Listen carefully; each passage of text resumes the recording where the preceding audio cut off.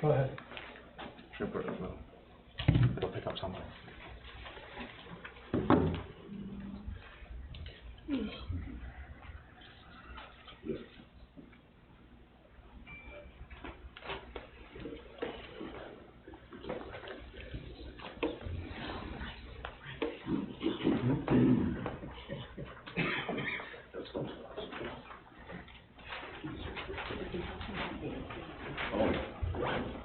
I'd like to welcome everybody to the Town of Alexandria Board meeting for May 19th, 2021. Would everybody please stand and pledge allegiance to the flag?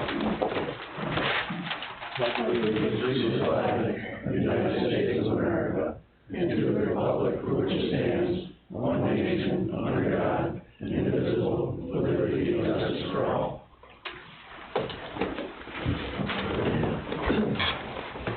Town Board meeting to order. Motion to approve the minutes. These are the minutes that we just got today. Yeah, I haven't had a chance to read them. I just read them, they looked fine to me, I didn't, there was a lot of stuff in there. There is a lot, there is a lot. Yeah. And I'll make the motion to accept. Anybody else? I haven't had a chance to read them yet. I'd like to table it to the next meeting. Okay. I think we just got these this afternoon, right, Trustee? Oh, yeah. Yeah. So we're gonna table that till the next meeting, so everybody gets a chance to go over. Motion to pay the bills. I've gone through them, see nothing wrong. Motion by John, second by Sandy. Any discussion? All those in favor signify by saying aye. Aye. All those opposed? None. At 6:15, we have a hearing, so we'll wait till that time comes. In the meantime, we'll do privilege of the floor. Kurt. Yeah, Kurt Hanine, 76 years old. I've been in this town every year except the 3 years I gave to the United States Marine Corps. I've got several questions here, and I do not want a response until I finish my time. Number one, the town board reported at the last meeting that they believe the previous statements of the audits of 2012 and 16 were adequate proof that the town's financial statements are accurate. Is that true? Number two, if the board believes the financial statements were true, 2012 to 16 are accurate, then why on April 25th, 2017 did you sign an engagement letter with the accountants of EFPR Group to investigate the revenue sewer funds for the years 2012 and 16? Why would they need to investigate the years of the previous audits? Number three, why did the town hire accountants of Crawley's and Halloran in 2019, mind you, to investigate the Redwood District's funds? 2012 again to 16, and possibly further back than the problem if they find any problems. Number four, why did the court have to subpoena Crawley and Halloran to get the report of the findings? Number five, Crawley and Halloran spent 12 months and taxpayers $30,000 to investigate the Redwood District. The report finds, number one, A, funds were deposited and recorded into the wrong bank accounts. Imagine that. B, the town, due to the form of the county, was not supported and was also improperly reported. C, money transferred to the Redwood Bank accounts to the general fund were improper and not supported. D, there were improper recordings of both the old accounting and the new accounting systems. And E, this is another one, the fund balance could not be determined. I guess there was 1 or 2 or 3 or 4, however many. We'll find that out later. 6, why does the town dispute the Crowley and Holland findings? Did the town trust them when they were hired? And number 7, this is to you, Mr. Supervisor Brent Sweet. You emailed the New York State Comptroller on August 22nd, 2018. The email stated that we need an audit in the Redwood District because you didn't know where the money is or where the hell it went. Did it say that in the email, that I didn't know where it was or where it went? Email right there, Tom. Number 8, you were on the board of 2012 to 16, so we assumed you reviewed and approved the audits from the from the 2012 and 16 audit. Why in August 2018 did you state that you didn't know where the money went? Now the findings reported from Crowley and Holland detailed a serious lack of oversight and terrible financial records. And several members of this current board right here were responsible for that oversight and those financial records. And ladies and gentlemen and taxpayers, this is no hogwash. Any comments from the board? I wasn't here at that time. One of those pens. As far as the question about Crowley and Hallerhead, I've got numerous emails that I sent to Crowley and Hallerhead while they were doing our audit. I would send them an email the week before a board meeting every month, asking them for a progress report. And I've got copies of those emails, and many a time I did not get replies, and then sometimes I got replies that they hadn't gotten to a certain part of the audit or they hadn't completed it.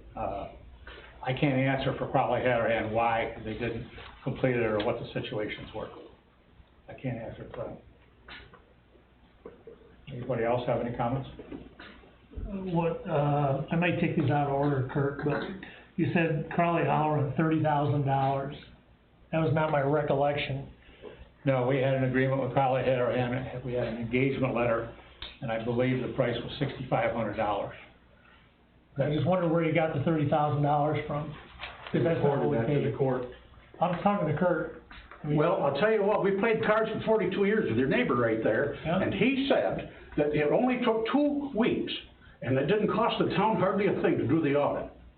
which So you ask him where the money went. There's been a number of, you quoted, all I'm saying is, you quoted a number of $30,000. John Stein told me he quoted 2 months, it took 2 weeks, and it didn't cost the town hardly anything for that audit. Let's start from the bottom and go up, and let's clear this matter up. You got a lot better Ronnie. memory than I do, Kurt. Huh? You got a lot better memory than I do. Well, there were 6 poker players there, 2 have passed, but they're still 4 alive, John. Sure, yeah. To prove that you lied to us. Yeah, I lied. After 42 years, Yes, our sir. friendship went to hell. And why, we can't figure it out. We cannot figure it out. If you look Why? at the town records and you look at the town checks, the town of Alexandria never paid Crowley Hallerhead $30,000. So that's just to answer one question, okay? There's one. 2012, 2016 audits, did we think they were accurate? We hired CPA firms to do that. An audit is the highest level you can get. There's reviewed, compiled, and can I finish? And audited. That's the highest level as far as with CPA. They do tests, okay? They don't go through every single transaction of the entire year. I'm not a CPA, okay? I do understand a lot about accounting. I'm not a CPA. So when a CPA signs off on an audit, on that level, okay, they're putting their reputation on the line, saying what they had found, and if they had found anything, they would have brought it to management's attention. okay? Yeah. Those were what's called clean audits, okay? Mm-hmm. And so, did we believe they were accurate? There was no reason not to. Your next question was, the EFPR was hired to go over the sewer in detail. And why would we have done that on April 25th, 2017, when we had those 12, 30, 40, 50, 60, five audits, okay? The fact of the matter is, the town business has a number of different parts, okay? We have a general fund. It's one big checking account, and like Watertown Sewer is part of that, Route 12 Sewer. The Highway Department has 2 different departments that are in there, the general fund, and they all go into one checking account. And so when they do their audit, they do it according to town law, whatever best practices are. And what we asked them to do was to come in and take one part, I think there might be like 14 or 15 parts of that, one part, and do an in-depth audit on that one part, and that was the sewer. So should we have had to? We got clean accounting audits from the accountants who did that at the time. The board at the time, I don't remember if I was on it at the time or who was on it at the time, decided they wanted an in-depth on one part of the entire operation. That's why that was done. Ronnie, I just wanna interrupt you for a second and Yeah. say that at that time in 2017, there was a due to item on our financials that said that the general fund owed the Redwood Sewer a large amount of money. Redwood Sewer owed the general fund. I'm sorry, yeah, the Redwood Sewer owed the general fund. And that was one of the red flags. That was the reason that we wanted to look into, because the previous supervisor called a meeting that John Stein and I were at, and some others, and wanted to borrow money to pay the due to the general fund back. He was getting pressure from the comptroller's office that can't be there for more than a year. That's when John Stein and I voted to not borrow the money and to look into further and to find out what this large amount of money was and where it came from. And that's one more reason that we asked EFPR to examine the Redwood Sewer. Okay, and just so everyone knows, there are different accounts in the town that are called self-supporting funds. Water and sewer, those are 2 different types of self-supporting funds. And what that means is the expenses need to be paid by the people who receive the benefits of those expenses.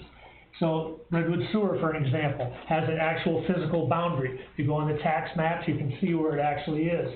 The people that are in that sewer district are responsible for the expenses of that district. True, some of them weren't charged for years. I didn't interrupt you, right? Okay, it's all right. Okay, okay. So what happens is, you have a situation where for 15, 20 years, the rate for the Redwood Sewer was left alone. Mr. Alcid Bodine made the comment one night, and I'm not criticizing Alcid for saying it. He said, the people over in Redwood can't afford an increase. I'm not disputing that. The problem is town law says that the income has to meet the expenses. So what happens is your EDU, which is equivalent dwelling unit, that charge stayed flat over time with inflation, cost of labor, cost of electricity, chemicals, creeps up. In the ordinance, okay, it states that once a year, the town board is supposed to look at that and then have a public hearing as to increasing that rate. That didn't happen for years and years and years. Okay, Hold on, Kurt, I didn't interrupt you, All right. okay? So it went on for years and years and years, okay? Just like doing transfers between one account and another, we do that now on a monthly basis. So there's things we're doing differently. So what was decided, because the comptroller's report pointed out that you had this large deficit in Redwood Sewer.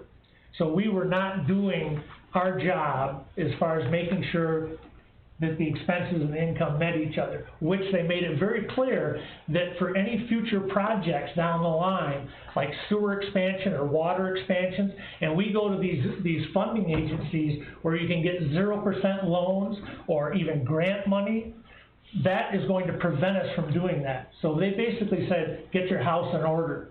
So that's what we proceeded to do. We ended up, if we had raised our rate over in Redwood 2% a year, every year, this huge increase that happened wouldn't have happened. But the fact is, that's in the past, that's what happened, we can't change that. What we can do is deal with what we have in front of us, and that's what we did. We came up with new rates, okay? The next one was Crowley-Howard. He said we had to subpoena the findings. I don't honestly recall right now why that's the case. Hold on. But I do know, one of the other things that you mentioned was about the terrible bookkeeping and records and everything. Unfortunately, the town of Alexandria had a town clerk a few years back that ended up, could have gone to jail, instead was given probation. And we had a number of years of records that we found out after the fact that were shredded and burned, and so it's like, what happened? Was there a problem with our record keeping? No question, don't deny that for a second. We've had some situations on our hands that were totally out of our control.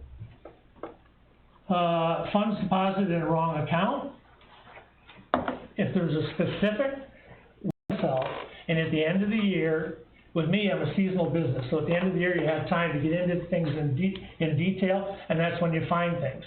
And it's called adjusting journal entries, because you find out this got charged here, it should have been there. Nobody's foolproof. When somebody makes the entry, we use QuickBooks here for the town of Alexandria. And so when a check is written, it's going to come out of the general fund, or the general checking account, but you have to tell QuickBooks what to charge it to. And if you key in the wrong number, there's a problem. And then when it's caught, it's fixed. One of the biggest problems we've got here is there's this conspiracy theory that's been cooked up, creating this very toxic atmosphere that this board and previous boards, okay, are crooks, liars, thieves. 2 years ago, one of my sons was told, your dad's probably gonna go to jail, okay? You know what? I sleep real well at night. Why? Because I'm not worried about anything this board has done, okay?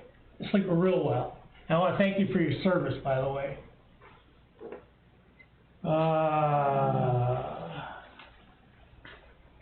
Go ahead, if I missed something, go ahead. You said in the paper a while ago that the reason the rates weren't increased because they hadn't raised the rates, they were kicking the can ahead of the bus? Down the road, and they're kicking the can down the road. 3 of you guys been on the boards for what? Years. How come there was an oversight? I'm telling you what it was. No, how come it's an oversight? Hold on, you asked me a question. Yeah. I'm gonna answer. I'm gonna speak for myself personally because I'd like to hear from all three of them. Okay, when I'm done. Okay. So when I was made aware of it and explained, because what happens is at the end of the year, we pay all our bills. So if Redwood Sewer has bills that exceed their income, they still get paid. And what it does, it comes out of the general fund, and then you'll hear a due to, due from. And those due to and due froms are okay to have during the course of the year. But by the end of the year, they're supposed to equal zero. So we were on the school board together, weren't we? I was on before you. Yeah, I got you on the school board. And I was there after you didn't get voted back on. Yeah. Remember that? Because you didn't write a letter in favor of me. Was that what it was? Yeah, it was. Okay. Well, I was on there 12 years. Well, I didn't realize it meant that good. I mean, I would think that'd be the kiss of death, a letter from me. Well, it wasn't years ago, but it is now. Oh, it is now? Okay, thank you. I want to make sure I was on top of that. That's perfectly all right. Keep it on board. Okay, we're in agreement. Okay. Ronnie, I want to interrupt you for a second because I want to talk a little bit about the certified financial officer, which is the supervisor. And when Dale Honeyman was a supervisor, and I'm not sure of the year exactly, I want to say it was 16 or 17, it was brought to our attention that the expenses were more than the revenues. And we were digging a hole deeper. And Dale proposed to raise the rates by 10%. Those rates were raised by 10%. I'm not sure exactly what year that was. I became supervisor January 1st of 2018. Mike Fayette did a lot of work, presented a lot of things on our board, showing us the financial situation. I believe it was in the summer of 2018, I'm not sure of the exact date, that we did the large increase in Redwood Sewer. So I became supervisor in January of 18. I did an analysis after our first billing in April, and I sent it to all the board members, and I said, we have a problem. And the problem was that we were running in the red. Within 3 or 4 months after that, we raised the rates, we raised some of the rates.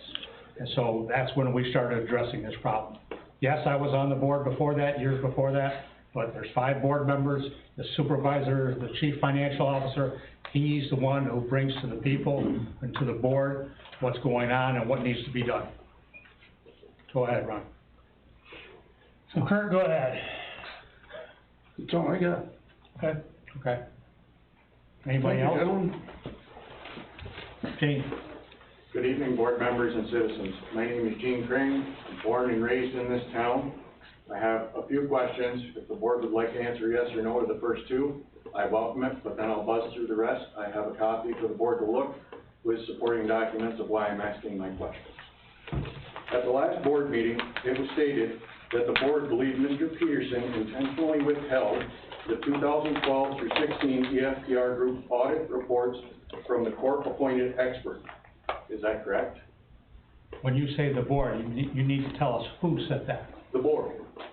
Well, there's no way all 5 people said it. I mean, somebody, I don't remember. I watched the board meeting and somebody stated that it was held. We can go back to the video and find out. Don't we have proof it was?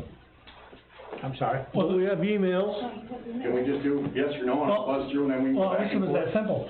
But the fact that, was it Danville McKee, I got it wrong last time, Danville McKee, wherever they are. Yeah. Did not refer to the 2012-16 audits was extremely odd. And, Up there. It's in there. And what was told to us by our accountant, and I think this was said by Mike Lasan, is that he did not understand why Danville McKee went back to 1999. 1999 to the audits before the EFPR audits. Why he went back that far, that many years, which created a lot of work for them to go back from 2016 to 1999. 17 years they had to go back to create their report, which was 500 pages long, let's say. So we were told by our accountant that they couldn't have seen those. There must be a reason that they didn't use those or they didn't see those. That's something that we were told by our It's accountant. very odd. I mean, we know that Mr. Peterson had copies of those. I'll Why- get to Mr. Didio admitting he had them in a few minutes if you'd like me to. I did Okay. have a meeting with Dan Peterson and Eileen, sat right here in this room, and we talked about that, and Sandy was at that meeting, and Sandy will attest to the fact that Dan told us that those audits were not certified. Meaning, basically, I think that he meant by the fact that they weren't certified is they didn't count, or they weren't any good, or whatever that meant. Well, we went to other accountants, we showed them the audits, we said, are these certified? Every person we went to said, yes, they are. Okay. Has the board reviewed all of the court documents? Yes or no? All of the court documents, from all of the court proceedings. There's a lot of them. I know. 500 pages. I have not personally read all 500 pages. No. Okay. I have a letter dated January 21st, 2020 to Honorable Judge McCluskey from the court expert Chris Didio. On paragraph 2, page 2, Mr. Didio states, the town had hired Rochester, New York public accounting firm EFTR Group to perform audits over the last several years. In various instances, information from these audits does not match internal documents of the town. That's Mr. Didio stating he looked at these audits. We answered that claim in our report that we presented to the court 4 or 5 weeks ago, and we answered that claim, and we said, and we felt, our accountant felt that they did match, but that the Didio report was looking at tentative and projected figures, because there was a statement that Dan Peterson had taken pictures of things that were published on our screen, and some of those were tentative and projected. He matched the year-end figures, and he's told us that the year-end figures tied out, didn't he, Bob? You're talking about Mike Lasan from Grossman St. Yes. Lawrence? Right. That was in our report. He disagrees completely with Mr. Didio. We asked that Mr. Didio and Mr. Lasan sit down together. and that was rejected by the plaintiff. Mr. Didio makes clear in his letter that he has reviewed those audits. He further informs the court that those audit reports do not match internal documents of the town. Please explain why the statements at the last board meeting and in affidavits presented to the court directly conflict with this letter. Please explain who is certifying the records in these audits. Is it the town supervisor and board that accepts them, or is it the auditor that performed them? Who is legally responsible if they are wrong? Again, when you're, I'll hand you guys a copy of this, the Okay. documents are on the back and all the questions. again, when you're talking about, he's saying that they don't match, and he's saying town documents. He's not being specific, okay? There are interim financial statements generated every single month. At the end of the year, it's not final until the bookkeepers are done with them. So to say it disagreed with the town's numbers, I have no idea what he's specifically saying, but his conclusions were looked at and answered line by line by Mike Lasan from Grossman St. Amour. He has given his report, which conflicts 180 degrees with Mr. Didio. The judge then gave until July, I think it is. So the judge is told Mr. Didio to come back in July. Just basically what the way I would say it, in other words, prove why Mr. Lisson has just shown why you're wrong. Now he gave him to July to show why Mr. Lisson is wrong. And it shouldn't be that hard. I mean, that's one of the things with numbers, okay? You know, I kinda think a 30-year fraud examiner that's a partner in a firm won't have a problem with it.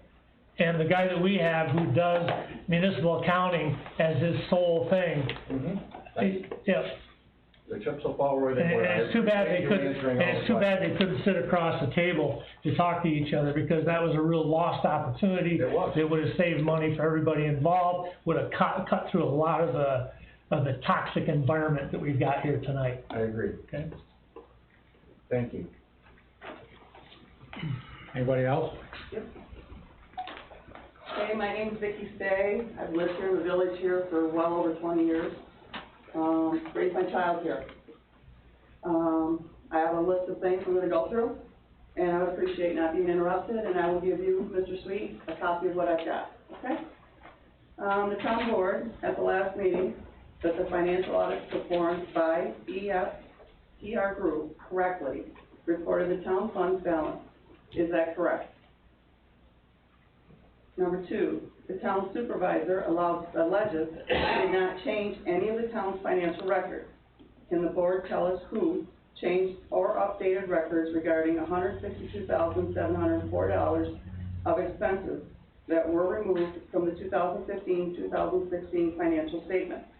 And why these updates made 3 years later? These updates, as described at the last meeting, were made after Mr. Sweet became supervisor on January 1st of 2018. Did the town supervisor authorize these changes? Was the town board notified of these changes?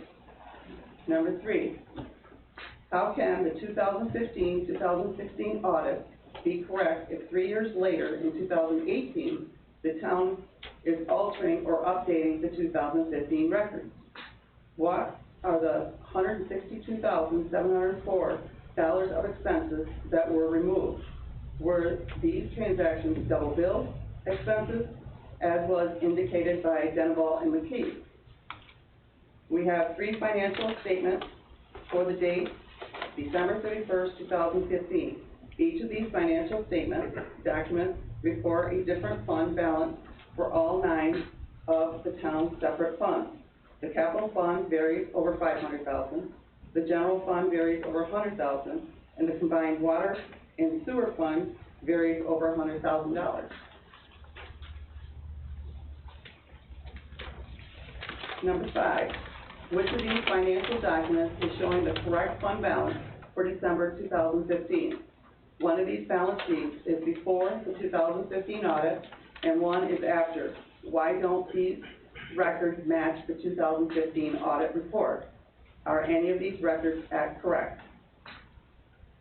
At some point after January 2018, the 2015 balance sheet was changed and does not match the balances reported in the 2015 audit. Would these changes require board approval?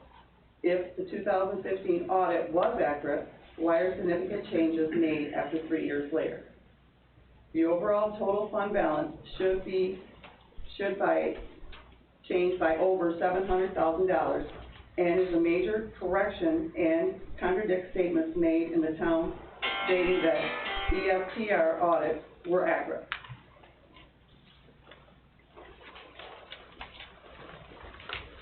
And here's a copy of everything in there Okay, and highlighted. thank you. You're welcome. So Vicki, you've got a lot of very specific questions that, the accountant needs to look at, okay? Would you? I gave a copy. Excuse me? I give.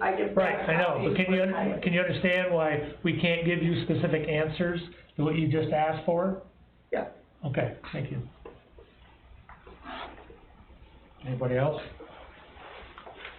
Eileen? Hi, I'm Eileen Khalil, and I haven't lived in this community very long. I've been here about 6 years, lived in Redwood before, I still own property there. And so I have some things I'm gonna, again, like everybody else, I'm gonna ask you to let me finish so I can get all the way through it. But I wanna adjust some things that I've heard tonight. Ronnie, you indicated that audits are the highest form of review, and that clean audits were completed, and that after the audits, the town had no reason to believe that there were any issues. Also, that self-reporting funds are paid by the people who receive the services from those accounts. So Redwood residents would pay for Redwood sewer, so forth. I'm curious about the adjustment of journal entries 3 years after the closing out of the year and after audits have been completed. And also, there was a statement made about the toxic environment that currently exists. I believe that could have been evaded if 4 years or so ago when the town board was brought this information, they had been willing to sit down and explain all the concerns that were brought by the citizens when we had them at that time. And also, Brent, Dan stated the audits were not certified, but Dan is not an accountant. He was simply reading what was indicated in the reports. There has been a forensic audit performed by a court-ordered expert. So the court has asserted that the books and records that were not altered or changed, the town, I'm sorry, has asserted previously that the books and records were not altered or changed, but rather updated. Please detail how the books from previous years can be updated 3 years after they were closed out and audited, and please also explain how these updates affect the credibility of the audit performed for that year and why updates were needed 3 years after the fact. Significant updates were made to the town's books and records presented to Danville and McKee, and some of these updates were presented in these two reports that I will hand to you that detail the due to from accounting lines for the Redwood Sewer District. The report presented to the court expert by the town has 15 transactions from December 31st of 2016 until September 30th of 2017 that total $40,059 in credit that were not previously reported. And the original report provided to the court expert by Mr. Peterson, because he had received that information through FOIL from the town, has 8 transactions that were removed or not included in the report, and that was presented to the court expert by the town. The removed transactions include $36,968 in debit.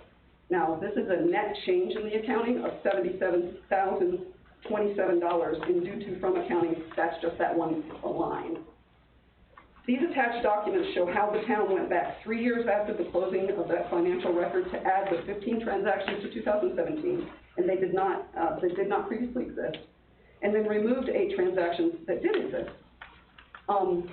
You indicated earlier about interim reports. These are not interim reports, and they directly change the financial statements of the town for previous years post-audit.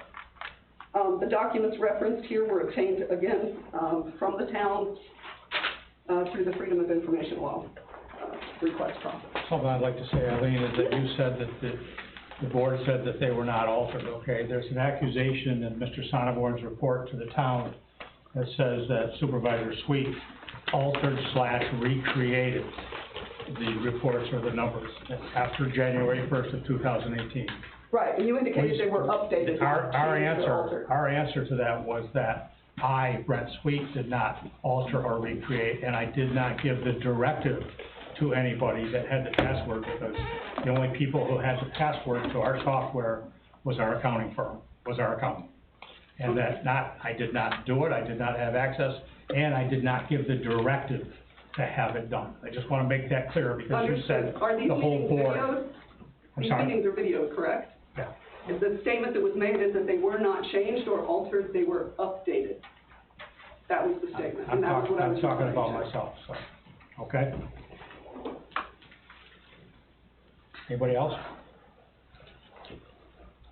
I got a few things to say. Dustin Truesdell, sixth generation local, has been here a very long time. And this kind of elaborates on everything that's been going on tonight.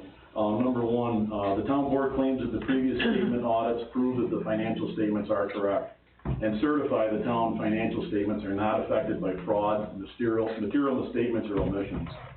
Number two, the previous town clerk was arrested and charged with embezzling after the town had passed previous audits that did not detect the fraud or embezzlement. Number three, based on those facts, how can the town board reasonably make such statements? Several members of the current board were part of that investigation and process. And number four, the financial audits presented to the court are not proof that the financials are indeed correct, and they do not certify them as was stated. The audits the town refers have a disclaimer that details this fact, and this is just a blanket statement about audits.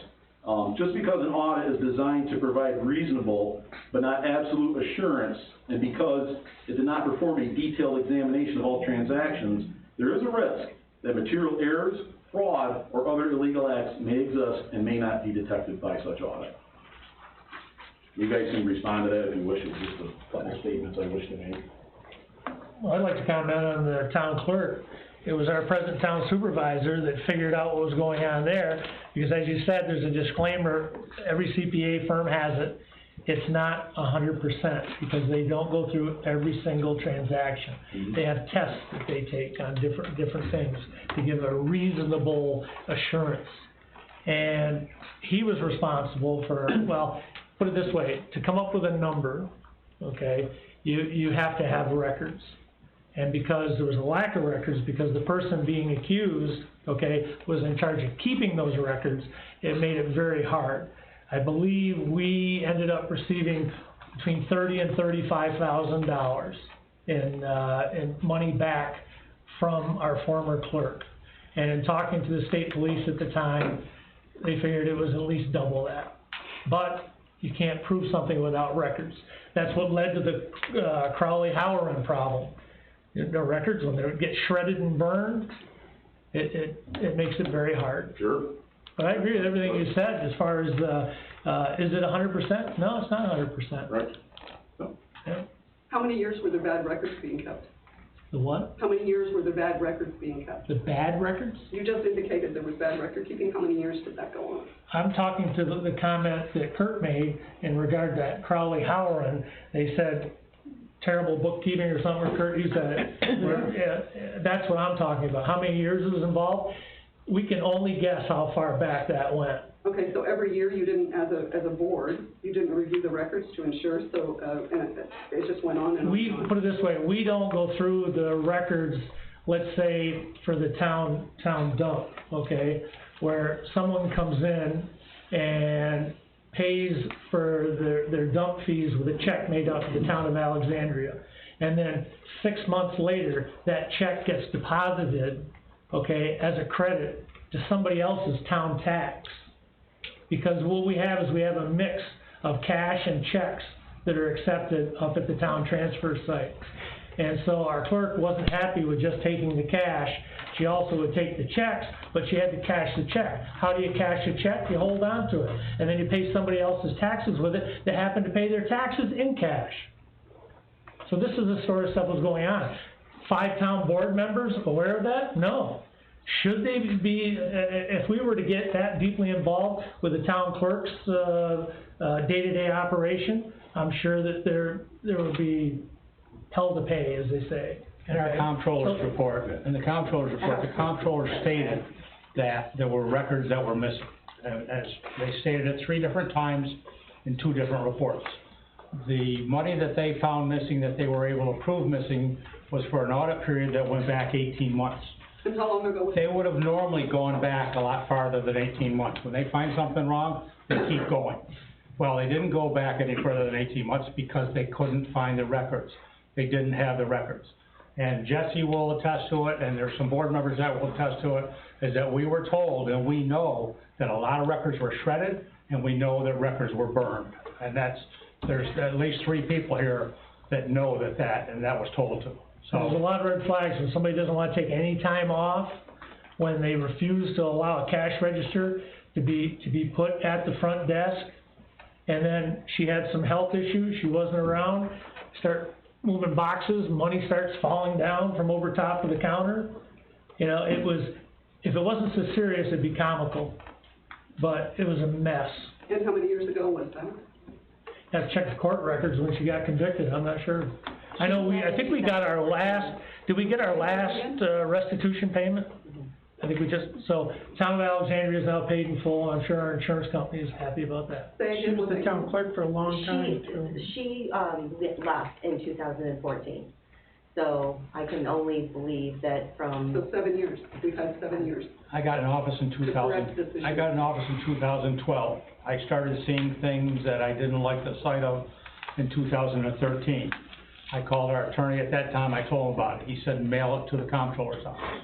I mailed it to the comptroller's office. Understood. A couple of months later, same thing. Saw something that didn't look right. Mailed it to the comptroller's office. The 3rd time that I mailed an envelope to the comptroller's office, they called us 2 days later and said, we will be there with an audit crew next week. I commend that your process, Jesse, ability to recognize that and move forward with it, I commend you on that. I'm But it's sorry. been 7 years, and in the past 4 to 5 years that I've been a part of this community, I've been waiting for somebody to step forward to correct the current issues that exist with the county. You are not operating under general acceptable accounting practices on your books across the board. And so the fact that you had that issue happen and you didn't step up to correct all those issues so that moving forward, we wouldn't be sitting here today having this. We hired new accountants, we hired new bookkeepers, we did a lot of changes. We changed a lot of the systems, right, Jesse, as far as taking in money and cash. We documented things differently, we did the receipt process differently, we did the year-end balancing differently. And as Ronnie said earlier, we have been continuously changing things to document what's going on. So we did do things, started way back. How it all plays out in there. Very much so. And you're saying we're not, doing business according to GAAP, GAAP, GAAP. okay? And I would really appreciate if you could put not tonight, but put your concerns in writing, so I can hand them to our accounting firm and ask them why you feel the way you do, and then we can get you an actual answer.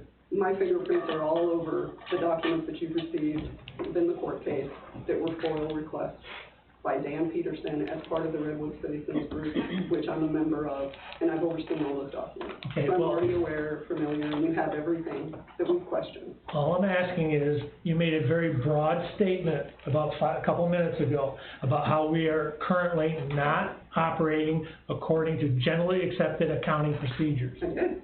I know, and I'm asking you to please put your concerns in writing, so. They are. So, okay, well, can you do that? I did. Because, okay, well, no, I'm asking you to give me written, on exactly what you just said. Because do you think any of us, here want to not be, doing business according to GAAP?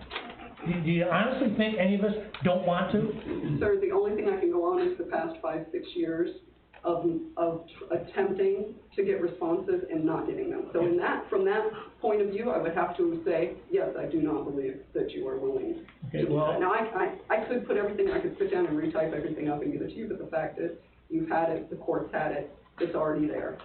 So, the answer to my question, if you could please put in writing so I could answer your statement. You're not gonna do that. As far as you're concerned, the written record's already out there, and that written record is yours. The written record is out there, yes, sir. Okay? I'd like to be able to answer that question, but, yeah, Susan? I would say she just handed you the written records and the questions that she had She read them and then she gave you the money. Based on what I just said about the overall generally accepted accounting practices. Susan, which- go ahead. Which have been addressed through the audit that the court. I'm Excuse me. Susan Stein, I think most of everyone knows me, I'm John's wife, and I want to address the claim that we wouldn't be here today if this town board hadn't addressed Mr. Peterson's concerns. I've been watching, I've seen both sides, I've seen the emails, the meetings, the beatings of these guys, and they've answered his questions. He had direct contact with the CPA, with the bookkeeper here, with all the town board members, and they tried since 2016. I have a stack of emails and messages that prove all of the communications that he received. And the last thing I've got to say is, I've gone through this audit, the 500 pages, and I'm going through it one by one, and there's so much misinformation and false accusations, it is hysterical. And I'll just give you one example. John has been accused of 3 or 4 things, and he wasn't even on the town board. That's really good investigation work on somebody's part, that they didn't even realize he was not even on the town board. So, there you go. Julia? Yeah, can I just make a comment? Your, meeting is not being streamed right now. I don't know if you have a connection, but someone check that, please, and, Well, that's too bad. fix it, please. It says it's streaming. No. Yeah, it says it's streaming. No. It says it's streaming and it says it's recording. Yep. See, usually there's somewhere on here where it shows, yeah, it's showing it at bit rate. I mean, our machine here, the laptop is showing it's streaming and showing it's recording. I turned it off and restarted it when I got a message 15 minutes ago about that. Hopefully it's in our library. If worse comes to worse, we can ask them to. According to that, it's up almost to 900 megabyte, almost a gigabyte of memory and used up. So if it's not streaming, it'll be there. The message I got said it was recording for 15 seconds, then turned off. I turned it off and I turned it back on because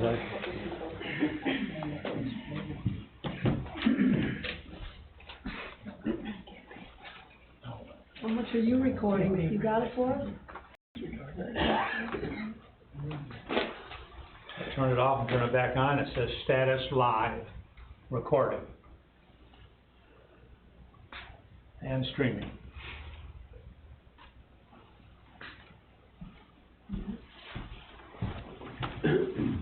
Anybody else have anything? Okay, we'll, move on with our agenda. My name's Lane McCauley. I'm just here, wondering about when the youth, insurance is gonna be backstated and when we're gonna be able to play. We all showed up at Clayton today. Mr. Wiley, the commissioner of the league, has no idea that we don't have insurance, can't play. Our person hasn't reached out to the, I talked to Cassie this afternoon. She was contacting the team that was playing in Clayton tonight to tell them that we didn't have insurance and that it had to be canceled. That was not until 4:30. We were waiting all day for our insurance carrier to tell us that we were bound. They told us yesterday that we should be bound by today. They sent us an email late this afternoon and said we're not bound. They're asking us questions like, do we have concussion training for all the coaches? They're asking us questions that we've never seen before and we never dealt with before. This is a new carrier because our past carrier, went out of business or dropped us or no longer handles youth groups. And it probably is tied to what's going on with the pandemic and everything that's happened in the last year. So we completed the application that they wanted last night and sent it to them, and they worked on it all day today, and at the end of the day, they told me it was not bound. So they know that we're canceling stuff. They know that if the kids have practices as kids, they know how important this is to us. And we feel that we've given them all the information that they've asked for, which is the number of kids, the age groups, and so on and so forth. Mr. Wiley has to be informed, right? Yeah, the league, The league commissioner? yeah, he needs to know.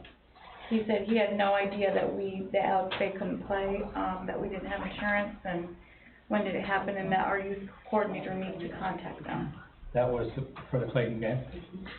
Yeah, but that's the commissioner of the whole league, Dan Wiley from Clayton. Well, from we notified Clayton. Cassidy yesterday that she had to cancel everything.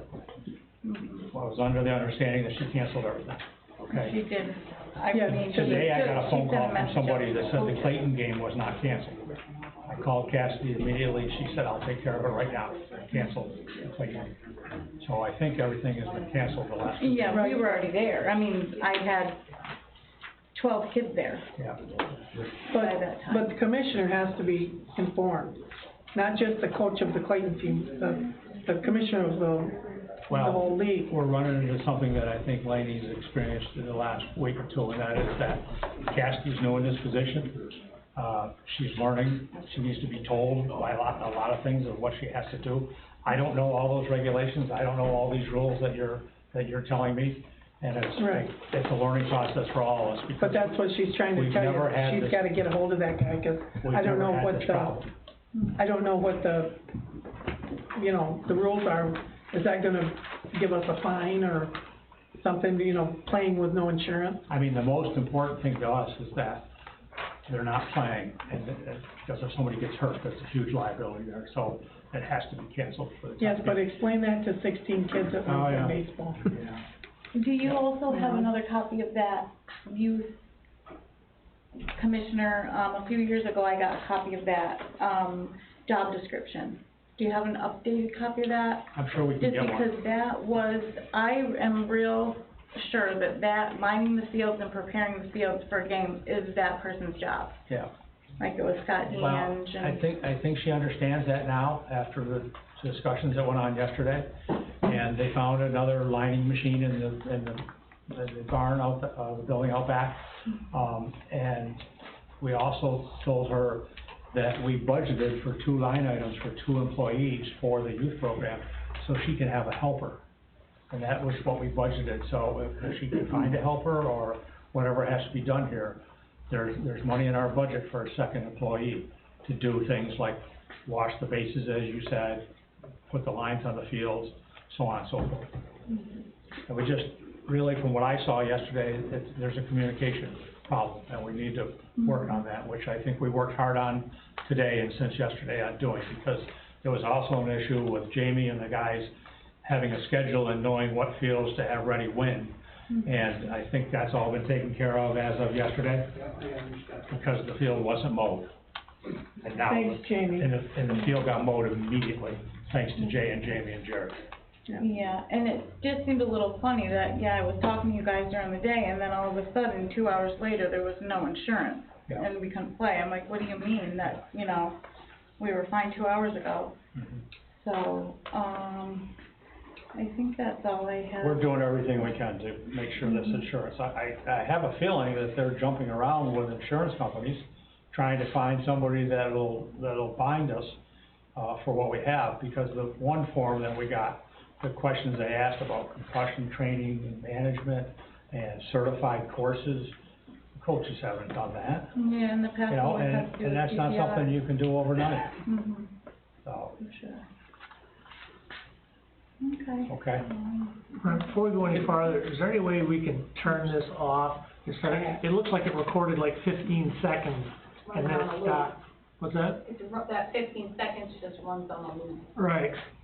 And I think if we turn this off and then turn the whole thing I off. turned the computer off and unplugged the internet from it and then put it back in. Right, but I have no idea how to.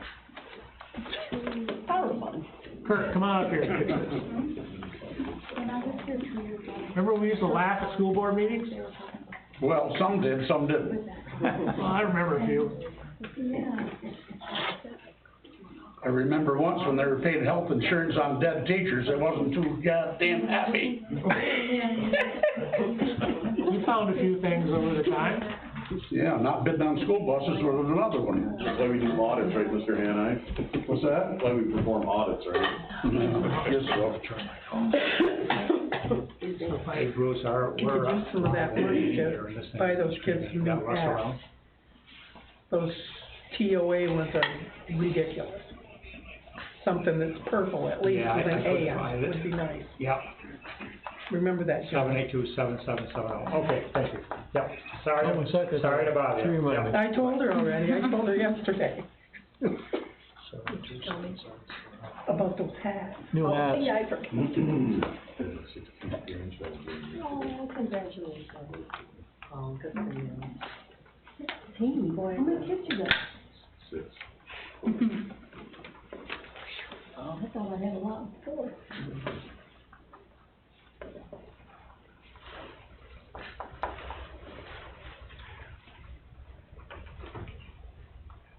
Hey, Jason, this is Brent from the town of Alexandria. I need Russ for a technical problem. Yes, we're streaming online at our meeting right now, and we're getting text messages from people that it's not, that they can't see it, or that it's not streaming online, and according to our computer right here, it looks like it is. Town of Alexandria, he can get right on this computer, and, Tom, it's an emergency. it's emergency.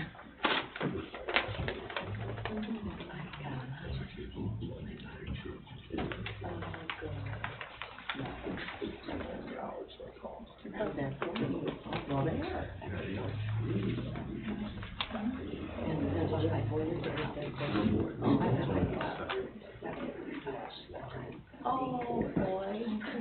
Hey Russ, it's Brett, Tom of Alexandria, we're at a meeting, it's live, supposed to be, like, we turn it on, everybody says we're only on for 15 seconds. Can you get on here and tell us what's going on?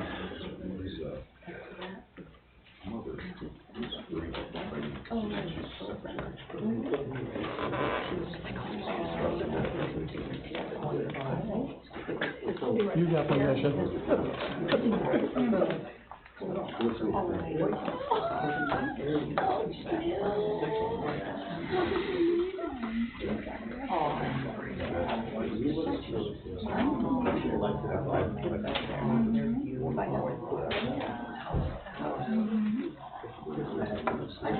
She's kind of like, Yeah.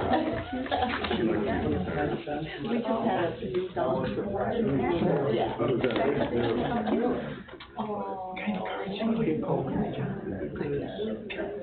Oh, this is so good. They presented it. Oh,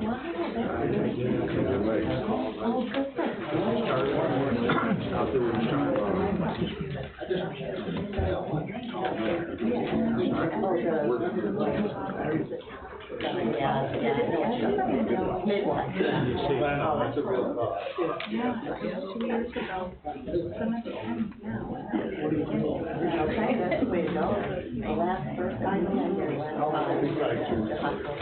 for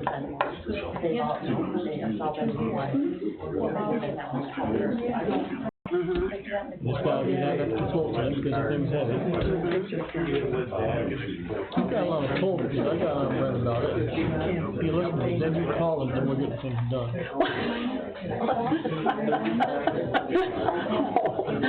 You wouldn't take her away.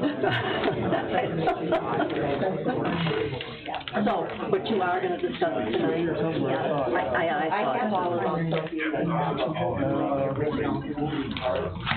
But if we wanted to say anything, would we wait until then, or is it good to be open? Discuss it, I'm sure. Oh, pretty lenient here. Okay. Especially. Great fan. Gonna be playing cards for. Number 13. I know. Hey, Very sad, number 13. number 13, Yeah. okay. It's been a long time. Ran out of play, so original meeting, I'll go get it right now. Hey, John, if you wanna play poker, I'll play poker anytime you want. Well, not poker, I work on I do miss the game, but not with them anymore. They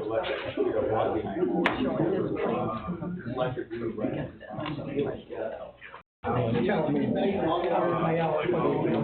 home, I think they go to town, learn from what they're living through.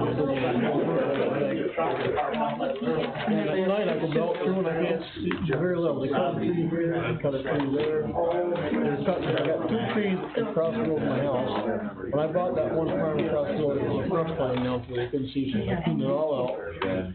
Around my mailbox, I left 2 trees, they aren't good trees, but they were trees, right? I've known the day to start coming out. That's just, what are you doing? Well, there's a right away, they're gonna fall in the road. There's no problem with that, damn trees. Put it up.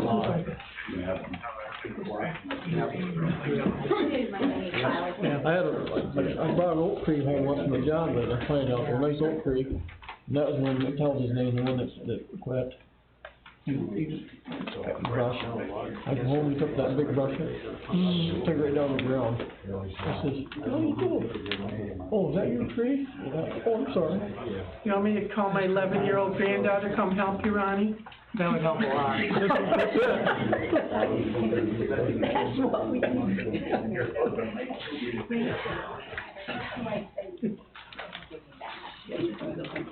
Isn't there a real one?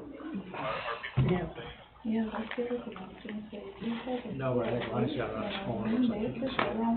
Find out anything about my pond? Yeah, it's about a 30-second lag. Did you find out anything about my pond? Okay, no big deal. Check your phone. That's what we. Well, we got time, right? I got one of your signs in my yard. I'll get that insurance straightened out, it's coming down. Said I got one of your signs in my yard, if you don't get that insurance straightened out, it's coming down. I don't blame you. Thank you. Okay. We think we're live now. The first part of the meeting was recorded on our, YouTube. He'll upload that later and put it all together. You have a public hearing.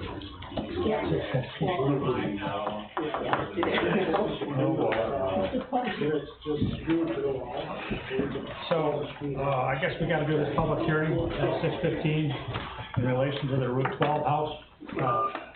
What's our procedure there, Mr.? Well, Open the, open the public hearing. I guess you should ask whether any of the persons who will serve the notice are here.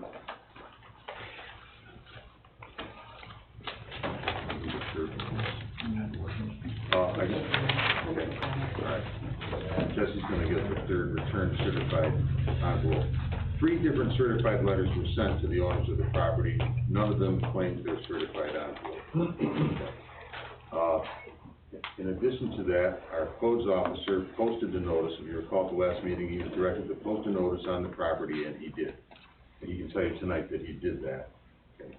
So we've given all the opportunity that there was to give for them to be here tonight to explain why the town should not clean the place up, tear down the building, whatever the codes officer says needs to be done. So that's the purpose of the public hearing. It's actually that person's hearing. It's not really a public hearing. It's the hearing on your notice to them that if they don't show and explain why you shouldn't tear it down, you're gonna order it torn down.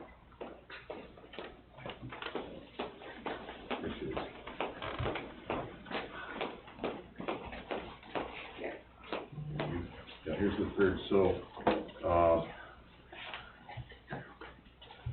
notice was sent to Ms. Marion Florence, to Mr. Larry Netto, and to Mr. Oliver Perry. And they were all returned, all were sent certified mail return receipt requested, none of them were picked up. I'm sorry. They're all done. All 3 of them are dead, or 2 of them? They're all done. They might explain it. Yeah. Larry And I Neville. believe the current occupant of that house, not at liberty to say, but I believe he may be incarcerated. Yeah, that's what I was gonna say too. He has a negative law enforcement activity in the area. Well, Putting it nicely.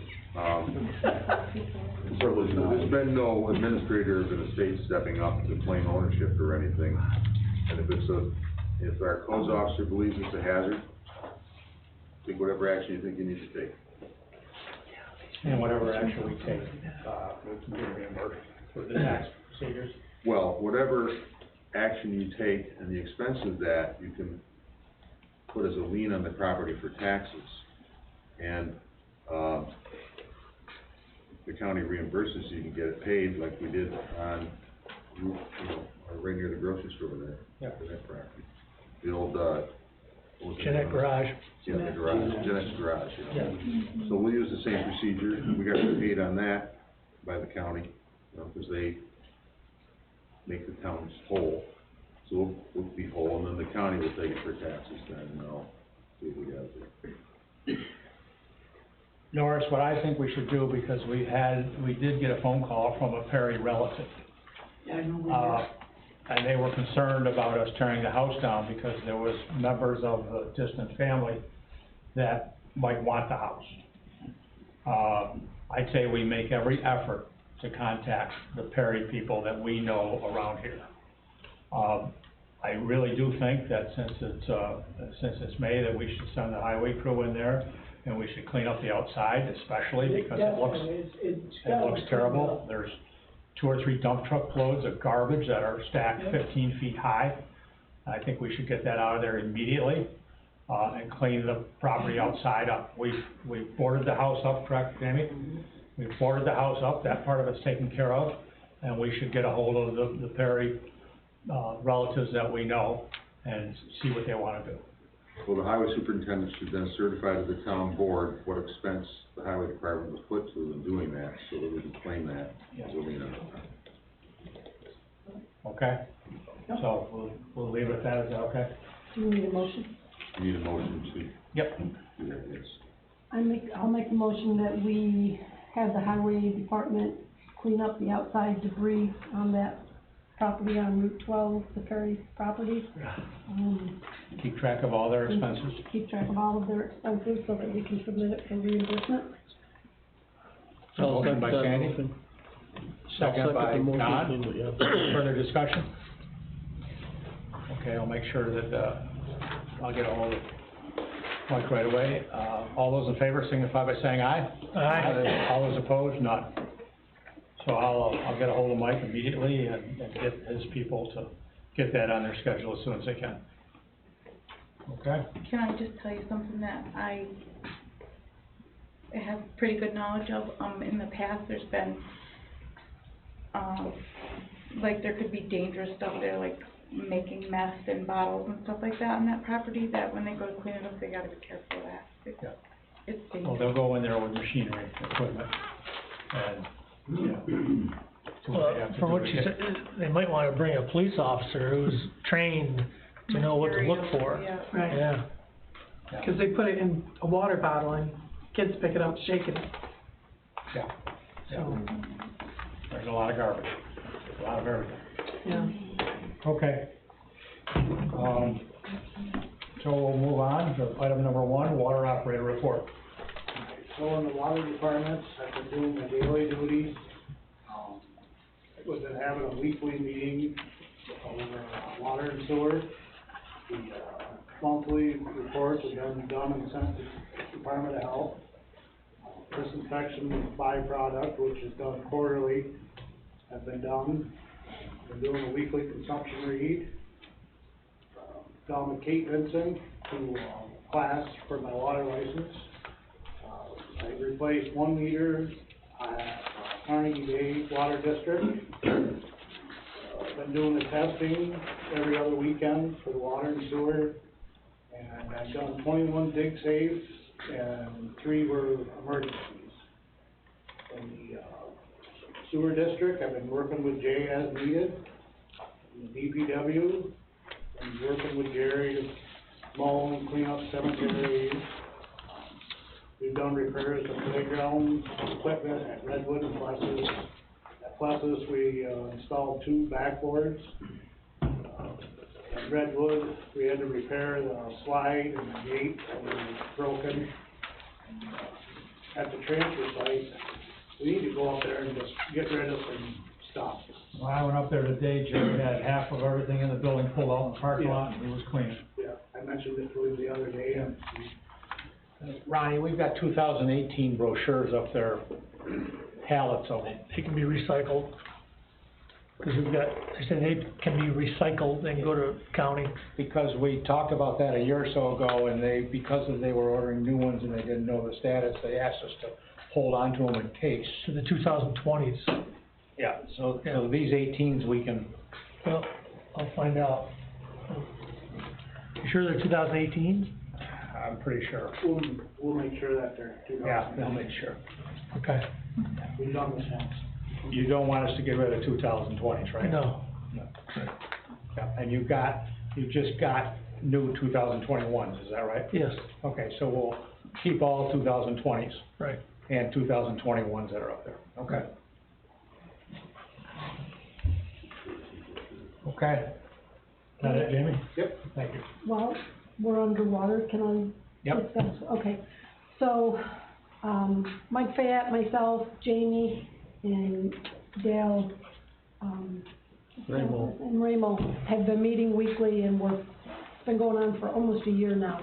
And we're finally getting very close with EDU counts, and we're getting down to the nitty-gritty. Our goal is to have 4 out of the 5 water districts complete with what our proposal is for,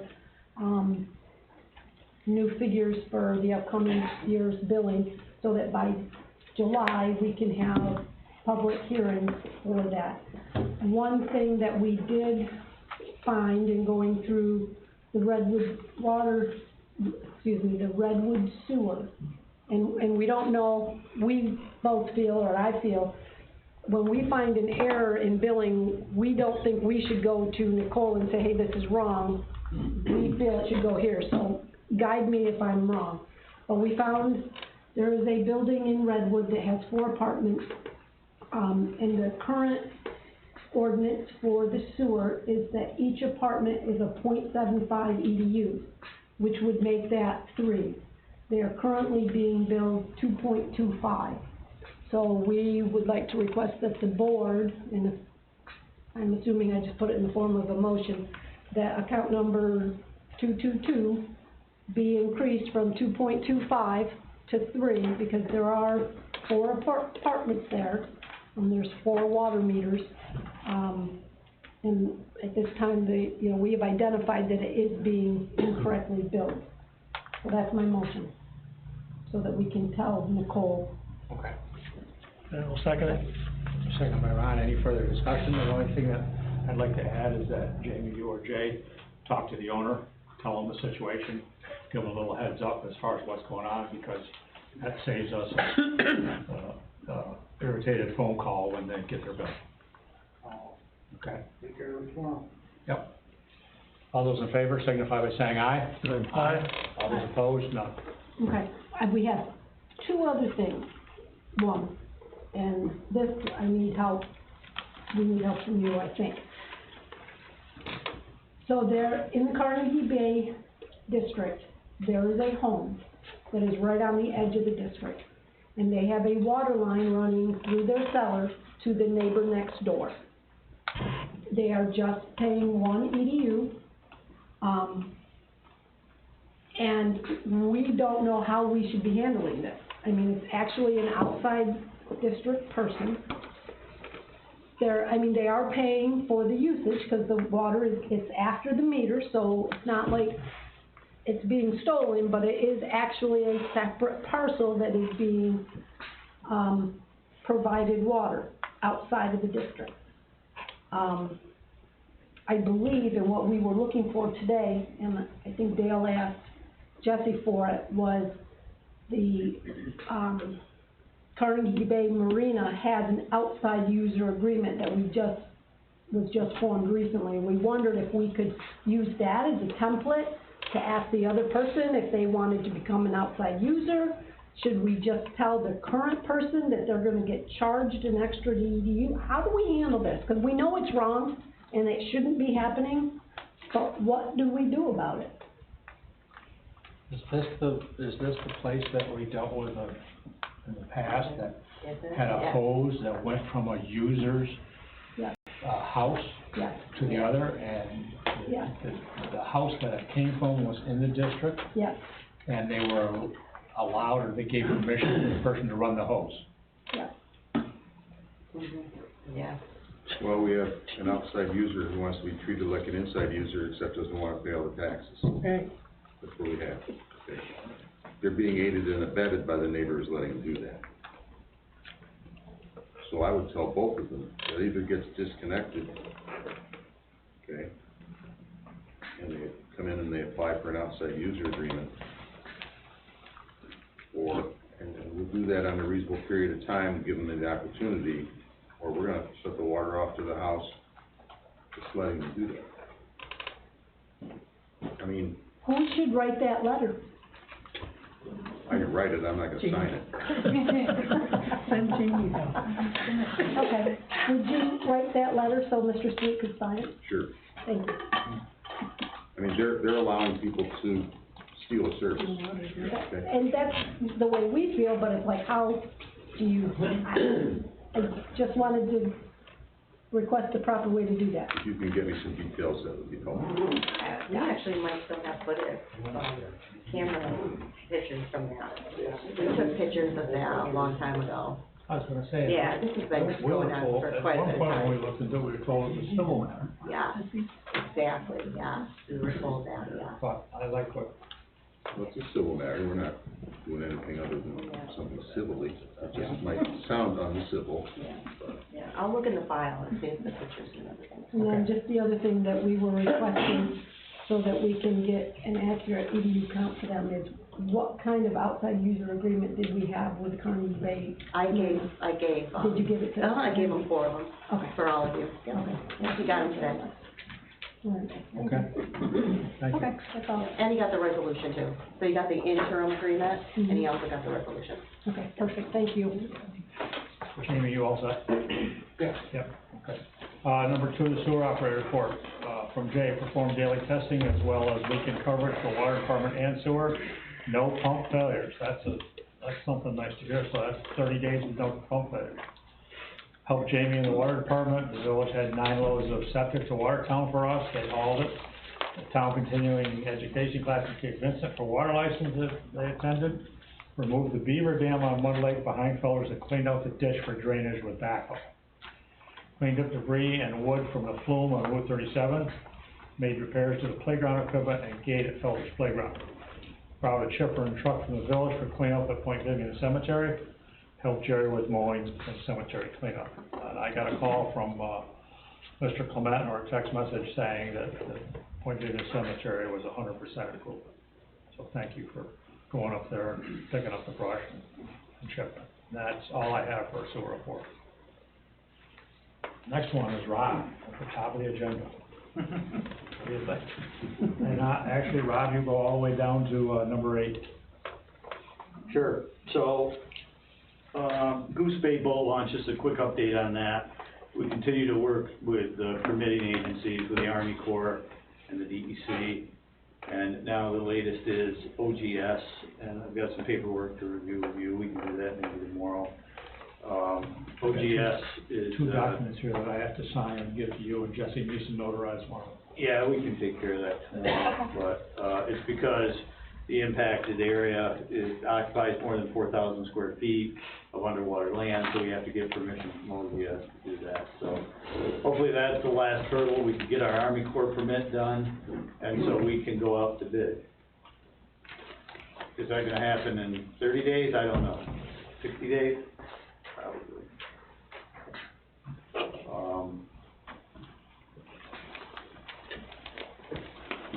So we're getting close on the easements, right? For Route 12? The critical easements, yeah. Yes, I don't really have a count from Dale. I've talked with Dale, I know he's. But we've been meeting with homeowners, making adjustments as we need to. Yeah, I think we're getting closer on Route 12. We are working, we did get comments back from the DOT, and, we've been out there surveying if anybody's, driven by there. Everywhere we bore underneath Route 12, we have to do a pre-construction survey in case we push the road up as we bore through it. It's a new requirement that they make us do, so we're out there getting that data. So we've got to respond to DOT comments. that the, Rural Development has signed off, and they're good for us to go to bid on Route 12 as soon as we can provide certificate of title for the easement portion of it, so. The point of interest more than anything is, the Town of Orleans Fishers Landing Water District is complete and fully operational, and Jamie's pumping water to them daily.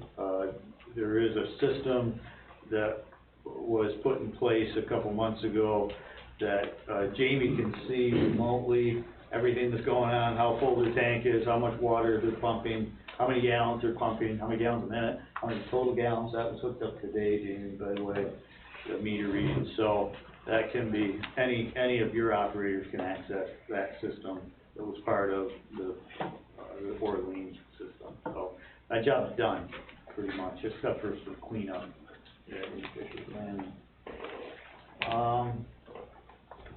So I think we've covered Goose Bay. I still haven't heard Goose Bay's study. I haven't heard anything from the Army Corps. I've emailed them and left phone messages. So I don't know if we can get the contact person from San K. Davy. I don't know if they had a contact at Army Corps that we could contact. That was Stewart. Stewart, right. Remember him? Yes, Stewart. So I'll try to call him and see if because they're not returning my phone calls, so, or emails for that matter. Okay. 6 and 7 and 18 are all kind of wrapped in together. So the state released its consolidated funding application process a week ago, and that's a portal basically where you apply for all sorts of grants, and it was just opened up last week, and grants applications are due at the end of July. So that covers everything from the Redwood Trail, right, the Parks and Recreation grant that Judy Cornick's been working on, that we can wrap that up and get that in, and then any other infrastructure projects that you're thinking of. I gave you a list a month ago to consider. One of them is that I mentioned to Brent, is the Otter Street Sewer District. There is funding available to do a study on that and the cost estimating and whatever we need to do to determine the funding requirement. So it's an 80% match. It's called an engineering planning grant to at least help with the planning costs on that. So I'd recommend you throw your hat in the ring for that one. So that is open, and then I guess any other infrastructure, probably water, sewer, that you might want to consider. I think that one's kind of at the top of the list. Certainly the improvements to the Redwood Sewer District, the bricks and mortar for that one should be applied for as well. You know, replacing sewer pots, fixing the dosing chambers and things. There's a number of upgrades at Redwood that we all need, that we all know is needed there. That should be part of this application too. I think we need to give Rob some direction as to what our priorities are and what ones that we want to give him the go-ahead and start doing the paperwork on it. So we have these things shelf-ready, and then we can submit them in this process, in this period of time. It has to be in by July. Right. And just off the top of my head, I'm gonna say Mud Lake Trail, Otter Street Sewer, study. That's a study, right? That's a study, yeah. Yeah. And, Redwood Sewer upgrades. And the most important thing that we identified last time at the last meeting is the Route 37 culvert. Right, and I'm not sure if that fits into any program under this part of the CFA. I'd have to look and see what it might fall under. That's really critical. We're worried about Okay. that street collapsing. How about Route 26, water? That's with the water main. Oh, the replacement where we have the corrosion problem? That's one that could be done. Well, actually, the Redwood Water District needs its tanks recoated on the interior. That section of pipe replaced, with the corrosion and maybe some upgrades to the, pumps and the telemetry. So that could be a little project too, we could apply for. Do you need those ranked, or can we just apply for all of them? I think if you're in agreement that you wanna apply for them, you know, they'd be separate applications. Right. They'll score them and rank them and see if they're eligible. But what I would need is a resolution authorizing Brent to sign, on behalf of the town. And we can do that at the next, June board meeting. I can prepare separate resolutions for him to sign. I'd have to look and see if we have to do a seeker for any of these. We may need to do a short form seeker as part of the application too. So I can prepare those for June's meeting if you would like. If that deadline's in July, is that gonna give you enough time? Yeah, I can go ahead and prepare the application. Oh, okay. But all we need is the resolution. If it's a problem, Ron, we can have a special meeting. Right, that's where I was going with that. Yep, I'll let you know, but I think it'll be fine if we do it in June. Okay.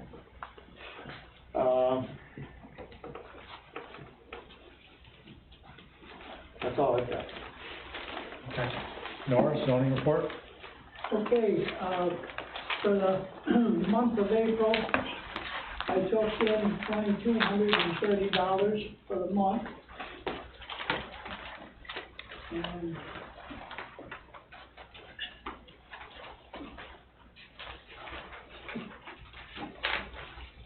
I gave out 21 permits, given year-to-date 40, 2 subdivisions, year-to-date 11, 3 variances granted, leaving 8 year-to-date. There was no variances denied, no site plans. We've done 2 already this year. There was no special use permits this year yet. I sent out 7 violation letters this past month, making a total of 23 to date. Court cases are both 0, court cases settled are both 0, and lot line adjustments was 2, making a total of 3. The Hearst property in Redwood that burnt, some people I had to get after them and clean up.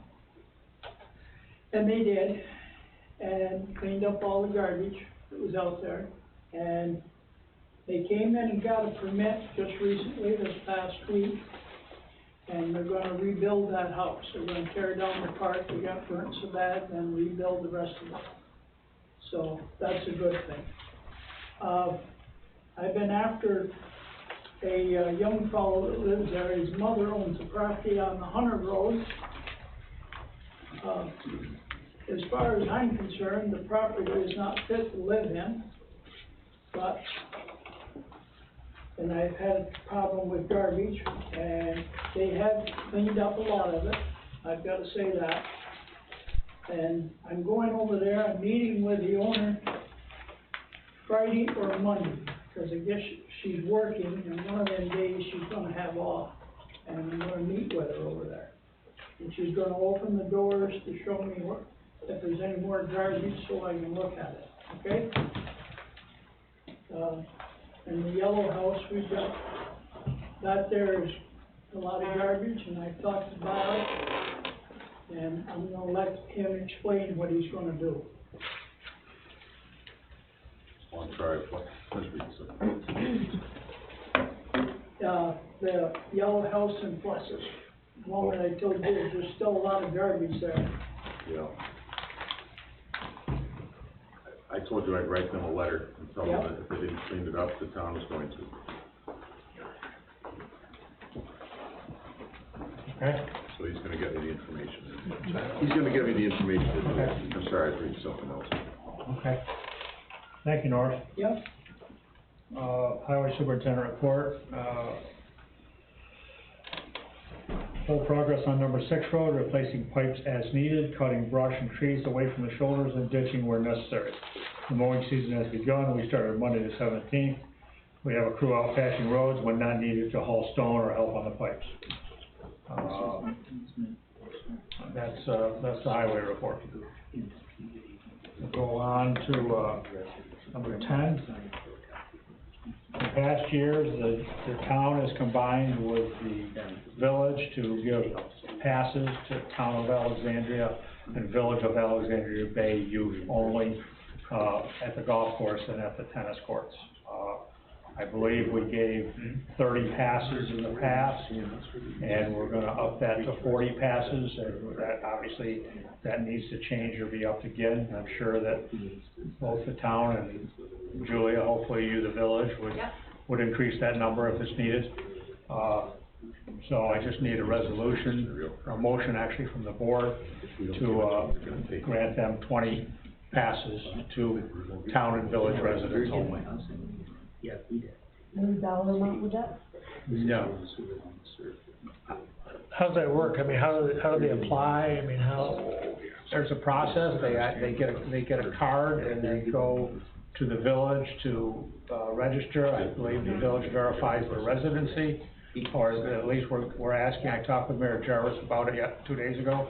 They wanna make sure we verify the residency, and then they do an application and they get a card that they show at the golf course.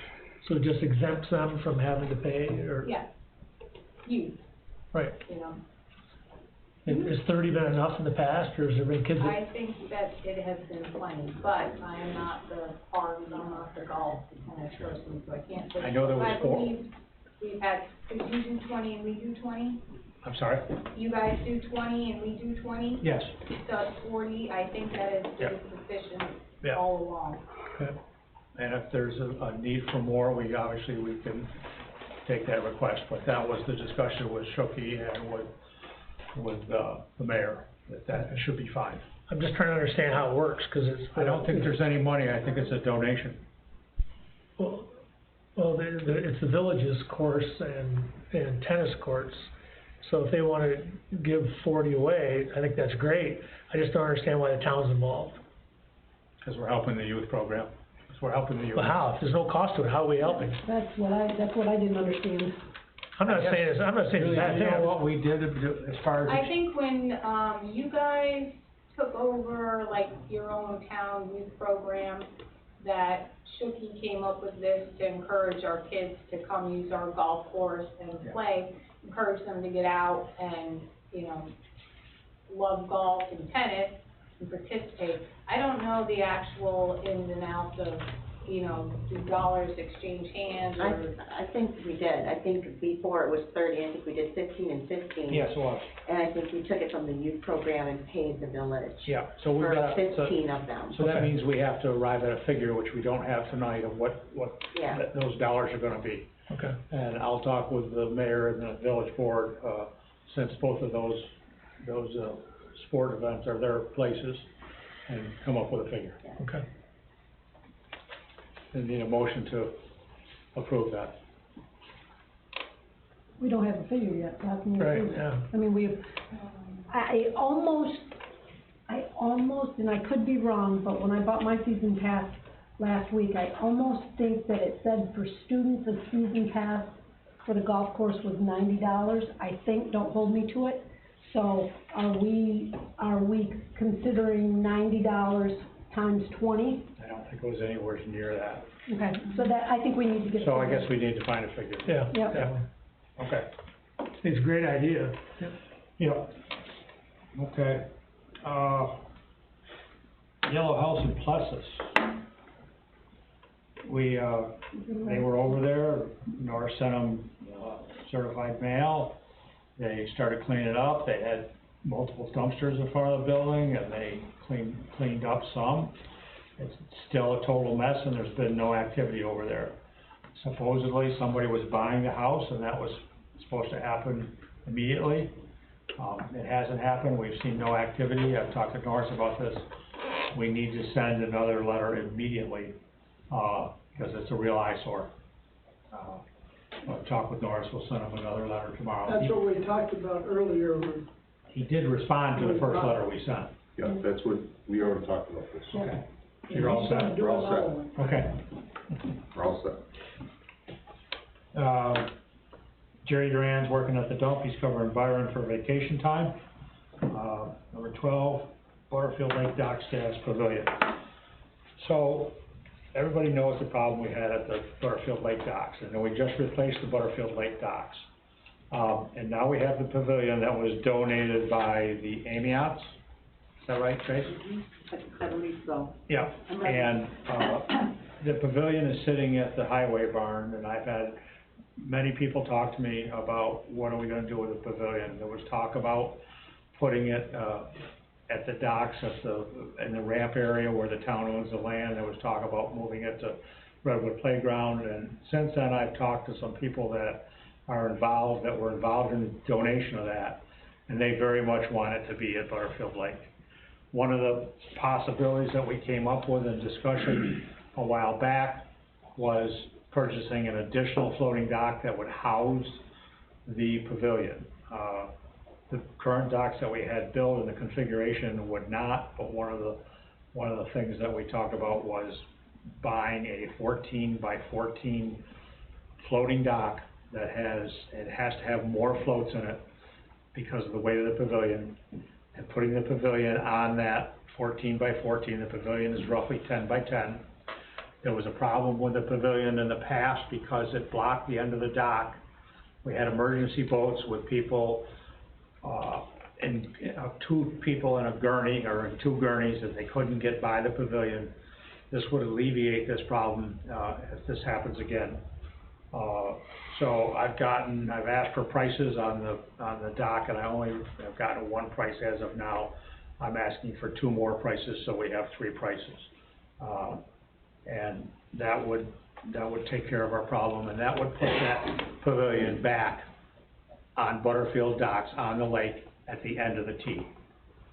I think there's some paperwork in front of you that shows what we have in the budget. I believe we have $11,000 in that budget, for Butterfield Docks left after what we've done there, and talking to a couple contractors and a couple building supplies, it would be, most likely, it would be less than half of that money.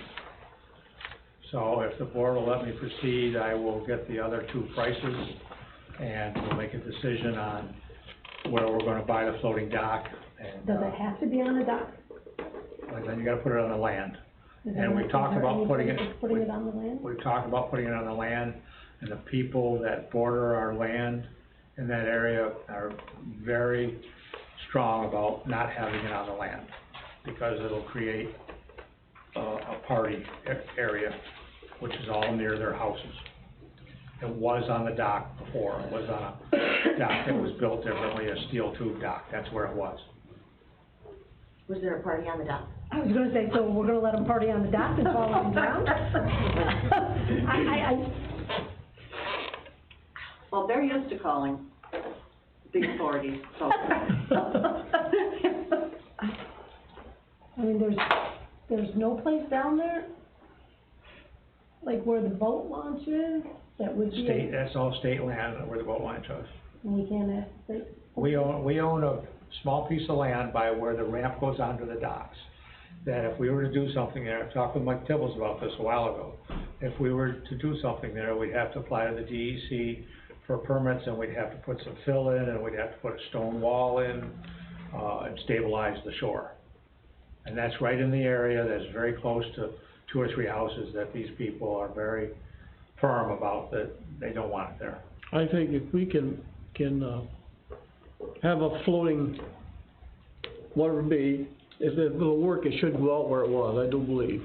I think you wanna set out in the lake, look around, not back on shore. That's where it was before. I think, that's where my deal is where I prefer it. It was very nice. As long as they can go out there and not do this in the wind, I think that's the place for it to be. Yeah. So you're saying that boats, emergency boats, they could come in? They still would have room when they get around it. I would think it would just be better out on the end of the dock where you could see, where you It could sit really out there. would be, I mean, preferred to being on land, but my concern is if it's on land and you've gotta get permits from DEC, are you gonna be able to? that's, they're pretty touchy on that, because there's cattails Yeah, there. you've got a lot of cattails there. Mhm. So what's the downside of being out where we wanna put it? Sounds like it's nicer out there. Oh, it is, it's, that's the way it's always been, and it really is I mean, let's put nice. this And, big- and the neighbors would prefer it too, it's like be It's good for right, everybody. yeah, I So would think long they as we're would gonna be. have it, Yeah, the way you talked is off the end, Yeah. up. So if you have the dock and the T, you're gonna go off to a side so that it's not going No, to, we talked about having it in the center of the T. yeah, but Center, and then, you could park 2 boats on each end of it. is that gonna hamper the emergency? Well, Things again. this facility, this dock is gonna be big enough that they won't have to take the gurneys through the pavilion like they did Okay. before. Okay. And lift a 200-pound person through the pavilion. They'll be able to walk around it. Okay. Well, that answers my question as to why you decided to change the size, you know, to move the pavilion. I can understand if that's the case, where they couldn't get emergency vehicles there. Yeah. Yeah, and we had a problem with we tried to regulate the dockage at the long section going out, and it didn't work. And people had their boats docked on both sides of the dock all the way out. And the emergency situation happened, and the emergency boat came in with the people on the gurney, and had quite a time. It happened 2 times last summer. That dock gets a lot of use, Yes, it does, yes, Yeah. it does. so, And it's really a nice thing for Redwood to have. yep. You know, if you don't have access to a camp or a boat or to get on the water, it's nice to walk down there and take kids down. Yep. My daughter goes there all the time with her daughter. Okay, so I'll get 2 more prices on that dock, and we'll go from there. Probably ask to make that decision before the next month's meeting, so we don't have to wait. Is the pavilion itself, does it need anything done? I'm just thinking if it was inside the highway barn and they had rainy day or something, is it? The pavilion, they had to cut the legs off it in order to transport it, in order to get it off the dock. So the pavilion had 4 legs on the 4 corners, and probably 4 feet of those legs have been cut off. They'll just have to build onto those legs and put. I'm just wondering if it needed to be stained or something like that, or, I don't know what it looks like. I'm just thinking that's talk to perfect Mike about it. time. I think it looks like it's a What's that? pretty decent It has shape. been stained recently. It has? It's a dark brown stain. Okay. I'm just thinking, because you do it over the water, and it gets in the water in the lake, and being at the highway barn, we should just take advantage of the fact that it's there, but if nothing needs to be done to it, then. We redid those docks last year, and we put all that time and effort into those docks last year. The highway crew rehabbed that pavilion, and they stained it, they did everything. It Oh, looked good. very nice the last time I saw it. Okay. Yeah. Okay? Thank you. Yep, thank you. Brett, can I ask you to jump back just for a minute? You handed me this, easement. This is a, easement for the sewer line into Keewaydin. Yes. All right, so this will lead this easement executed for us to connect Keewaydin, and all the campsites and the office and everything gets connected to the sewer. So you do have to sign this. It does say that the Attorney General requires the town to provide a board resolution approving the terms of this agreement, and authorizing you to sign it. So if we could have a resolution, they do want payment of $140 for the easement, which they appraised the value, of the easement, which is basically going right up through, on the left side of the driveway, between the driveway and the caretaker's house, that's out on Route 12, it's going up in there. You gotta pay them $140 for that easement. But the best part is that you gotta pay up to $2,500 for the cost of the appraisal. The appraiser determined it was worth $140, but the appraiser's costs are up to $2,500, so. Who's paying for the appraiser? You have to, as part of this agreement. Their project cost, I mean, it's part of the process. I mean, it's acceptable. So we can do that tonight and have the board I pass a would resolution to authorize me to sign need you that. to sign this Yeah. easement, and then it's over. Jesse, you can just give me a copy of the resolution. There was a lot to that document, that's why I handed it to you. Yeah, but we've negotiated this with them, we've gone back and forth with the state a bunch of times, and you're not gonna change anything in it, quite frankly, it's their format, so. They're really paying, so I would suggest you pass a resolution. Yep. So I need the board to authorize me to sign this document that Rob's talking about, which is the easement of service, basically bring sewer to all of Keewaydin, It's a right? permanent easement within a portion of Keewaydin State Park for purposes of sewer service. And how many EDUs do we have out of Keewaydin? A lot, Yeah. a ton, they're carrying a big portion of that. Yeah. Just so they're giving us an easement to go across their property to service them. Why are we paying them to bring the sewer line to them? Construction. Yeah. If you wanna fight it, that's a good. No, I'm just trying to understand. $140. Well, it's not so much the money, I just don't understand why. I don't either. Okay. I agree with you, because usually, even when you, in my experience, I don't know, Bob probably has a different experience, even when we go to eminent domain, the benefit is far greater than the value of the property. Right. So a judge usually favors, the municipality, but they want $140. So it sounds like they want $2,640. Well, up to 25, or 2640, right? I don't know if I've ever seen that before be charged back, quite frankly. It's in the agreement, but I don't ever remember a bill. Can we write them a check for $140 and just see what happens? Cross out to 2,500? I don't know. I don't know, it just doesn't seem right. Well, they know it's a reimbursable expense, right? So- Yeah, well, the state's paying the state. The state's paying the state. Okay, so we're gonna put this as our We're gonna pass expenses? it right through. So Yeah. we're gonna, it's just gonna do a circle then? Just a different pocket of money. Yeah, exactly, we're gonna take grant money and give some of it to them. I would question that, The though. appraiser will be happy, Yeah. so anyway. Yeah. Okay. That's my next All right, we'll career. get that ready tomorrow. Okay, and that, and Have them sign everything, notarize it, and I'll have the resolution. just give me a jingle and I'll that. So I'm sorry, I didn't mean to interrupt. No, we We need need to take care of that. So, I don't have anything else, if you don't mind, I'm gonna go and pick my son up from work. So we need a resolution to allow me to sign. Sure. Motion by Ron, second by Sandy. Any further discussion? All those in favor signify by saying aye. Aye. All those opposed, none. I'm gonna leave if it's okay. The rest will be on YouTube tomorrow, so if you wanna Okay. get caught up. Call me if you need me. Yeah, okay. So, have a good night. Bye, thank you. Thank you. Town of Alexandria financials, are in front of you, they got a label number 15 on them. They were just completed for the month of April, and, they were posted on our website also. Just wanted to make sure everybody saw that there is a balance sheet and there's profit and loss as of April 30th, 2021. And I'd just like to note, on the upper right corner, it says, "For management purposes only. These financial statements have not been audited or reviewed, and no person provides any assurance on them." Just to prevent confusion 5 years from now. That's a good point. Yeah. Okay.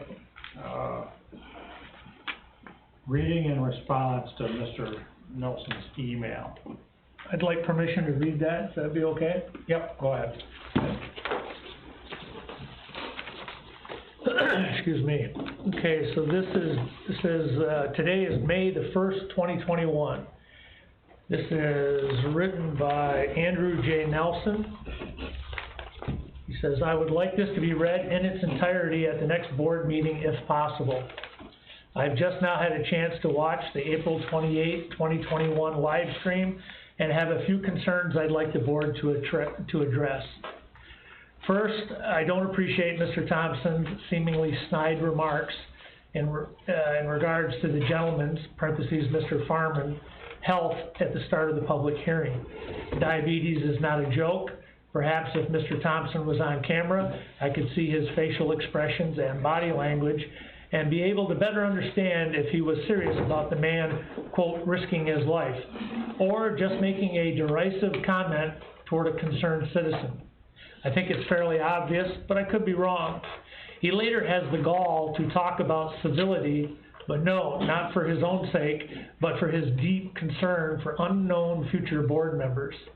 He's obviously looked into suing taxpayers for libel and has been disappointed in his lack of legal ground to do so due to being an elected official. His comments reek of insincerity, and again, would be tempered if we could actually see his body language and facial feature like we can every other single board member. This is the way it's typed. Is there any reason Mr. Thompson isn't present on camera during these meetings? I'm sure the combined wisdom of the board could figure out the logistics to have every member visible on camera. Mr. Thompson's absence from many board meetings this term, for presumably legitimate reasons, has been noted. With today's technology, there is very little reason he couldn't participate remotely. He chose not to be present. I would appreciate a calculation done on the percentage of town board meetings Mr. Thompson has attended during his current term, possibly in comparison to the other more present members. This information should be quite easy for the board to access. I would appreciate the board indulging my curiosity. Secondly, if $14,000 is just a small amount to the board, parentheses, in regards to an audit as per Mr. Fayette, it certainly shouldn't be that expensive to expand the amount of space the town has for keeping recorded sessions available to the public. You can purchase a 4 terabyte external hard drive for about $100 these days. The only reason I can see the board would not be willing to spend the money on more space to keep recorded meetings in posterity would be to foment a lack of transparency. For the layman, it would appear they have something to hide. I highly recommend the board continue to embrace every opportunity to support openness and transparency. Please continue to keep the hard files of all town board meeting recordings. Retaining easy access to public meetings would be a good faith step to alleviate these fears. I love my town, but my work in other states makes it difficult for me to attend meetings. I've often said one of the best things to happen due to COVID-19 is that the board has slowly begun to enter the 21st century and embrace the telecommunication of its citizens. I have recorded all of the available board meeting videos, and if for some reason they disappear from the internet, I will gladly post them for archival purposes as they are now public record.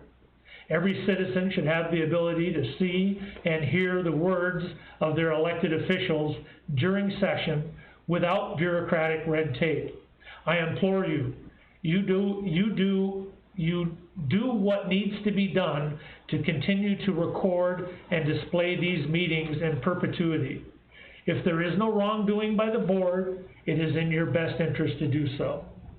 I'd like to thank Mr. Sly, parentheses, and eventually Mr. Sweet, for clarifying the misinformation and fear tactics used by some of the board to try and convince those watching that any result of the Peterson lawsuit will be burdened by the taxpayers, which would lead to sale of properties in Redwood. If board member Caputo wishes to sell her properties in Redwood due to the result of this lawsuit, that is her prerogative, not the fault of litigation or Mr. Peterson. Board members quite incorrectly and purposely tried to demean the lawsuit by telling citizens the cost would be their burden to bear. Without the interjection by Mr. Sly, I feel this could have stood uncorrected. While many people question the cost of Mr. Sly's services, I, for one, am grateful to have his insight. The legal ignorance of our board is astounding, and without him, I fear we might find ourselves in an even worse situation. I'd like to point out in regards to the QuickBooks audit, even though only a select few had access to the software, a simple directive by the board/supervisor to those with access would make it completely possible for alterations to occur at the behest of those in power without any paper trail. Perhaps a subpoena of those involved would clear any suspicions with haste. If there is nothing to hide, there is nothing to fear. I'm concerned that the board spent so much of this town meeting, which is the town's time, defending themselves in a case that will and should be decided by the court of law, not the court of public opinion. They will, of course, blame Mr. Peterson for this, but I believe our town has issues that aren't being prioritized because the current board is concerned with their own pride. If the current board believes that it is only previous town boards that have been negligent, why would they not support Mr. Peterson's efforts to hold the previous town board members accountable? On the surface, it would appear that the current board is always worried about being held personally liable. Finally, I am highly disturbed that there have been multiple meetings discussing a known homelessness issue in our small town, and yet to my knowledge, not a single word from the board has spoken about ameliorating this issue beyond than its legal and financial impact. Is our local government so callous and cold that its only concern is litigation and not the well-being of its inhabitants? Some of the board members have access to multiple properties, some currently vacant. Some also have ownership over multiple hotel rooms that currently are vacant, and often are 8 months out of the year. I believe the town board could benefit from some positive PR, and this could be a prime opportunity. Running the town like a business is a fine idea, but let's not forget our humanity and compassion in pursuit of the almighty dollar.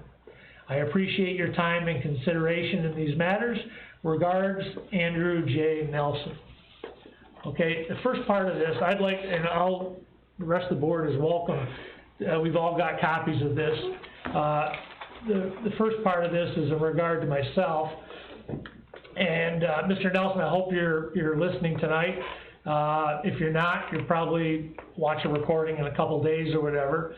And was I not in the recording? You're right. With COVID, we were using this entire area, and we have condensed that. Should I have been on the camera? Yeah, no question about it. Was it done for some deep, dark purpose? I can assure you it was not. As far as snide remarks in regard to Mr. Farman, I'd like you to know that I have no problem with Mr. Farman, and if you replay the recording that night, Mr. Farman said there was a chance he had not eaten. I have two very good close friends that are diabetic. So in you question whether I realize how serious that is. I know how serious it is, and because I know how serious it is, I suggested, and you can go back and listen to it on the tape, that he go get something to eat so he could get his blood sugar under control and come back to the meeting. Anybody that's been to our meetings for the last 6 months, we are very, very accommodating as far as comment period goes. If somebody gets here later, or if they're delayed because of the internet connections or whatever, we're very accommodating. So for Mr. Farman to leave, get something to eat, get his blood sugar under control, there would have been no problem with that at all.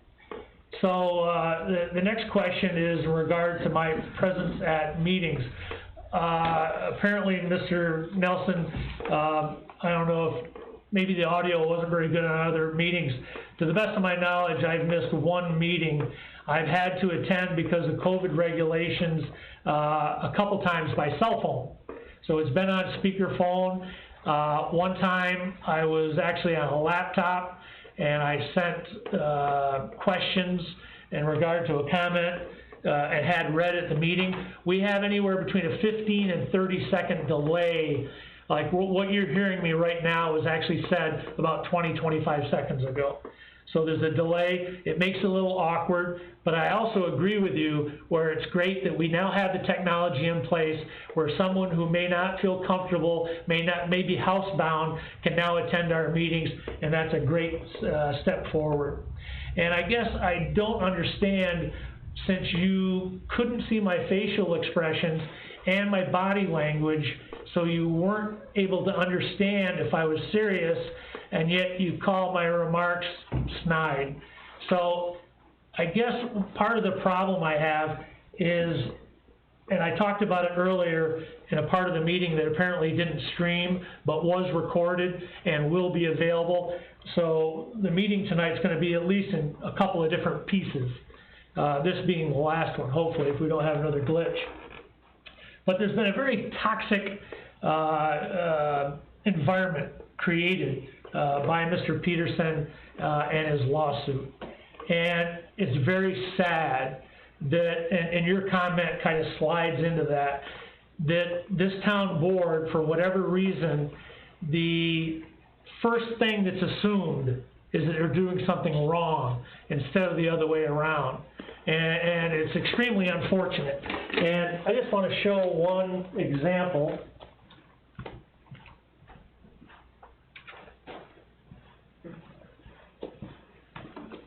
This is our little PR. Our technology isn't quite completely there. So please bear with me here. Let's hope this works. I'll get it right where you can see it, Mr. Davis. Okay. I'm just going to double check the computer for a second. There you go. Okay. So as an example, and I mentioned this at the last meeting, so if you look at your screen, you'll see it's a screenshot from a Facebook post.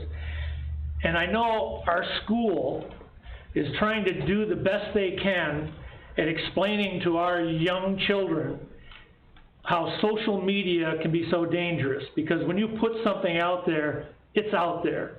And you really need to think not twice about doing something. You should think about 10 times before you do, because once it's out there, it's out there. So when I was talking to Mr. Farman, I made the comment as he was getting ready to leave that he's just the messenger.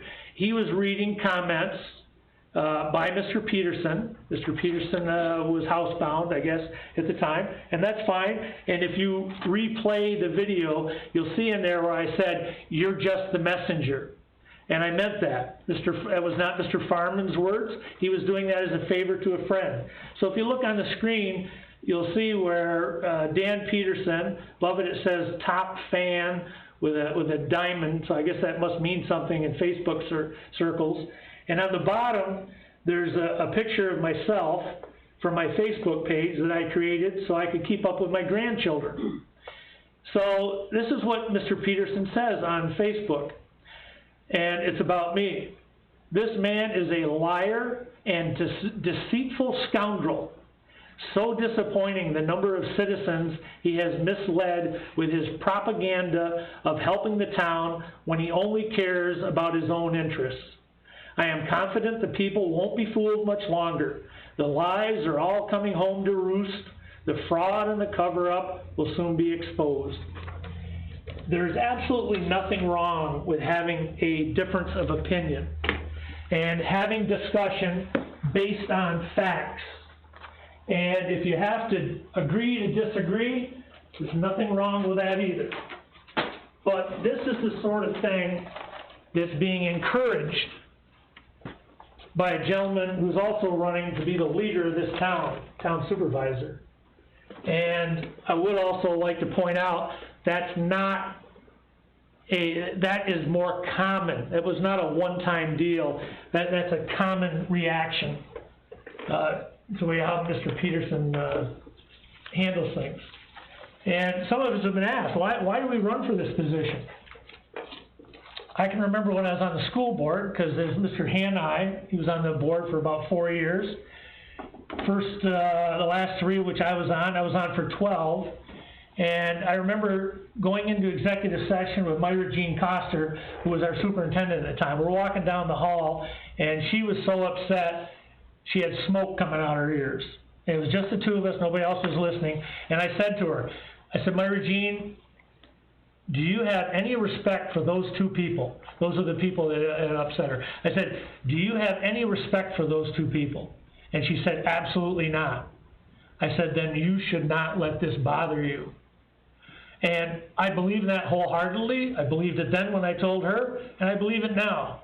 So does it actually bother me when somebody says something like that? Not when you don't have any respect for the person. And it's wrong, and it's unfortunate, and we need to get on the high ground. We need to have the discussion based on the merits. Stop accusing people of this conspiracy theory. We've had, Greg Wills was on this board. Jim Vancor was on this board. Former Citizen of the Year, Tom Petrie was on this board. All these people have been on this board. Sandy Caputo has joined this board. And apparently there must be something that some of the board members do to make these people become part of the conspiracy. Or maybe it's just because we are acting on facts. There is no conspiracy, and people need to stop promoting this. You're never going to get good people to sit at this board when their name is dragged through the mud. It's not right. It needs to stop.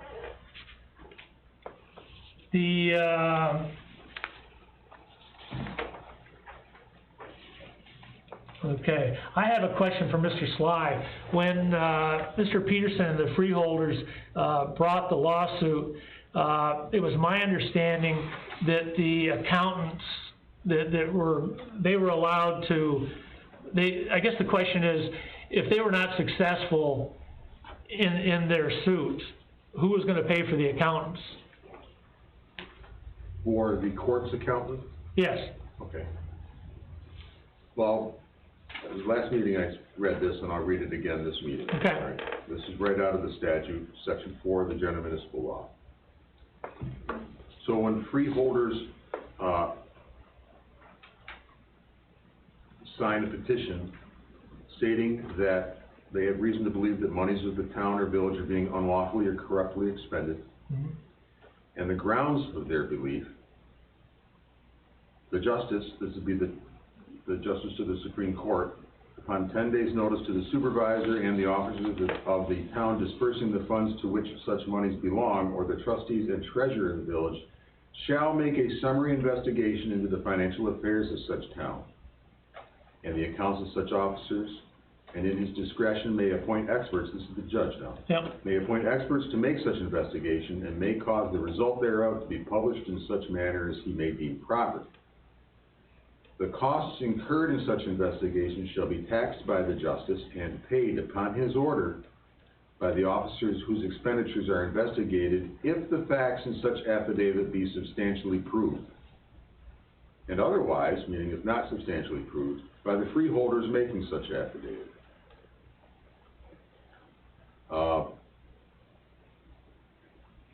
That's who pays. Okay, well that was my understanding from back when this all started and everything. So if I guess Mr. Nelson, he says that we tried to, basically purposely tried to demean the lawsuit by telling citizens the cost would be their burden to bear. So I guess there's twofold here. One is, if they're not successful with their lawsuit, okay, it sounds like the freeholders will be possibly paying for that. Right, and that's why the judge allowed the freeholders to hire or select the expert themselves, so that they would be satisfied that that was a person they'd be willing to pay if they were unable to prove the allegations that were made. And my point is, if they cannot prove the allegations and the allegations do not stand, they are not going to be reimbursed by the town for their accounting and legal fees. On the face of it. On the face of what the statute says, if their facts in the affidavits are not substantially proved, they're required to pay for that investigation. Okay, so Mr. Davis, I just wanted to, Nelson, Mr. Nelson, we were not trying to demean the lawsuit by telling us, so you said without the interjection by Mr. Sly, I feel this would have stood uncorrected, so what my understanding was is... That's what I said at the last meeting. Okay, well, go ahead, Brent. I've got a general accepted accounting principles, guidance, which is put out by the state and the federal government. And I've got, some of their rules and regulations in front of me that were provided to me by our accounting firm, Grossman St. Moore. Direct expenses are those that are specifically associated with a service, program, or department, and therefore are clearly identifiable to a particular function. GASB number 34-41. GASB number 34 notes that this definition closely resembles the definition of direct costs in the OMB's Uniform Administrative Requirements, Cost Principles and Audit Requirements for federal awards. Costs incurred in the performance of activities that can be specifically attributable and readily identifiable to a particular project or program are considered to be primary or direct costs. All government funds, including special districts, are segregated for the purpose of carrying on specific activities or attaining certain objectives in accordance with special regulations, restrictions, or limitations. As such, direct expenditures for those funds will be charged accordingly to those funds. If the expenses are specifically associated with a fund's activity, such as water or sewer fund, those funds would be charged those direct expenses. The allocation of indirect costs is an allowable practice under generally accepted accounting principles. However, indirect cost allocation must have a written policy on how the allocation is committed and must be applied consistently through the town's funds. Ordinarily, most indirect costs are recorded in the general fund. All government funds, including special district funds, are segregated for the purpose of carrying on specific activities. The town currently has 2 sewer districts and 5 water districts. Each of these 7 special districts should be charged direct and indirect expenses in accordance with the generally accepted accounting principles.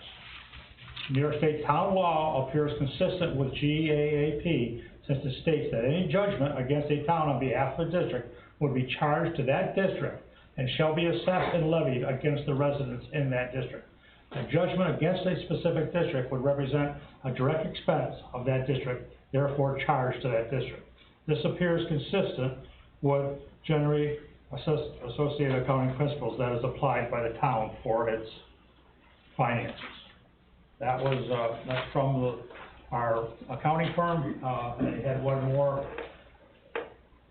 Costs incurred in the performance of activities that can be specifically attributable and readily identifiable to a particular project or program are considered to be a primary or direct cost and are charged to the appropriate fund.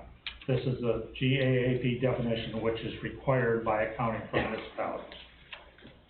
That's just to be clear, and one of the things that I think some of us were talking about, or some board members talked about the last time, was not necessarily the fees for the court-appointed accounting firm or the lawyer that was associated or worked with the plaintiff and the accounting firm.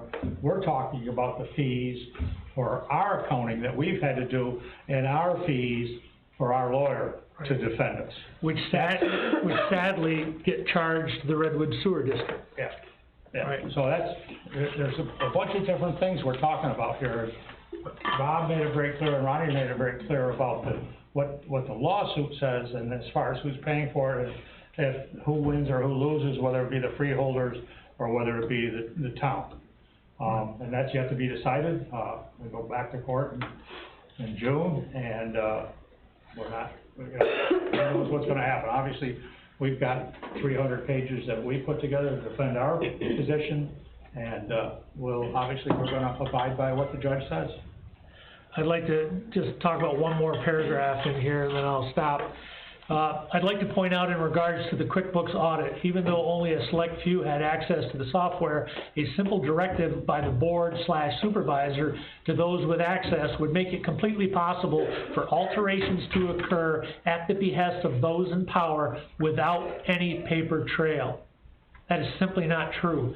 So, Mr. Nelson, depending on, I don't know who you're getting your information from, that's simply not true. In fact, one of the things about QuickBooks is it basically records every entry that's made. And well, Brent, you've got more information in regard to how that works with QuickBooks. And we were surprised that Mr. Didio didn't ask for that. because there were some very, very strong accusations made against our supervisor, and if they had gone in there and looked at that, they would have seen there was no merit to it.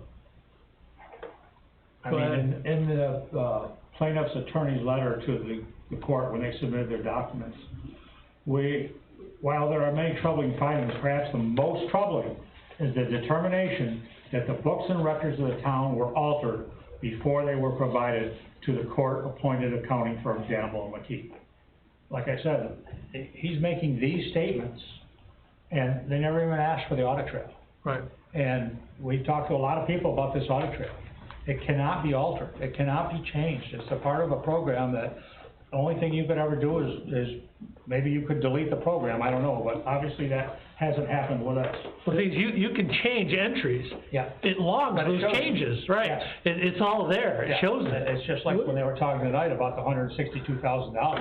Anything that was changed has to be shown in that audit trail. Right. And I'm quite And sure not if only somebody does it stood show over, it, what's that? if somebody stood over you, or you stood over somebody and made them do that, I'm sure they'd have come forward by now Yeah. and said Well, something about it. We have an affidavit, from the person that was the only person that had access to our financial software, to QuickBooks. We have an affidavit from her.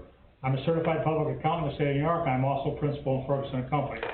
First and foremost, any claim that town supervisor Brent Sweet or any other person that other than a principal in the accounting firm was authorized to have access to the town's accounting firm and to make changes is patently false. I asked the town's bookkeeper, Nicole, to run the town's audit report of the town's QuickBooks program. The report identifies who and on what date the town's accounting system was accessed. This program also provides, upon inquiry, the detail of each and every transaction, and that cannot be changed. This audit trail was over 600 pages long. I've reviewed those reports. They were prepared by my accounting firm and were merely preliminary or tentative. They were not final figures. Mr. Didio's report under Procedure 11 claims in 2017, Mr. Peterson printed several financial statements and reports that were still available in Google Drive. Copies of those reports have been included. She reviewed those reports and she's saying that they were preliminary and tentative and they were not final. Contrary to Mr. Didio's allegation, no various and multiple financial records were changed or altered. They were made final, they were updated, and they matched the annual update documents submitted to the state.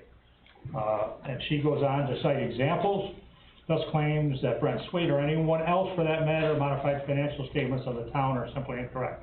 To that extent, Mr. Peterson downloaded interim or tentative reports. That is all that they were, and they were intended, and that's all they were intended to be. So that's in an affidavit that was created by our accountant at that time. And we have gone through his 500-page report, right? We have. And we've answered everything with documentation that he's wrong. Yep. And now he wants another 90 days. Go figure. Gotta find something else.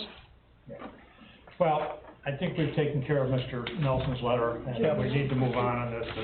I have a quick question. How long have you guys been using the QuickBook as your, how long have you been using QuickBooks?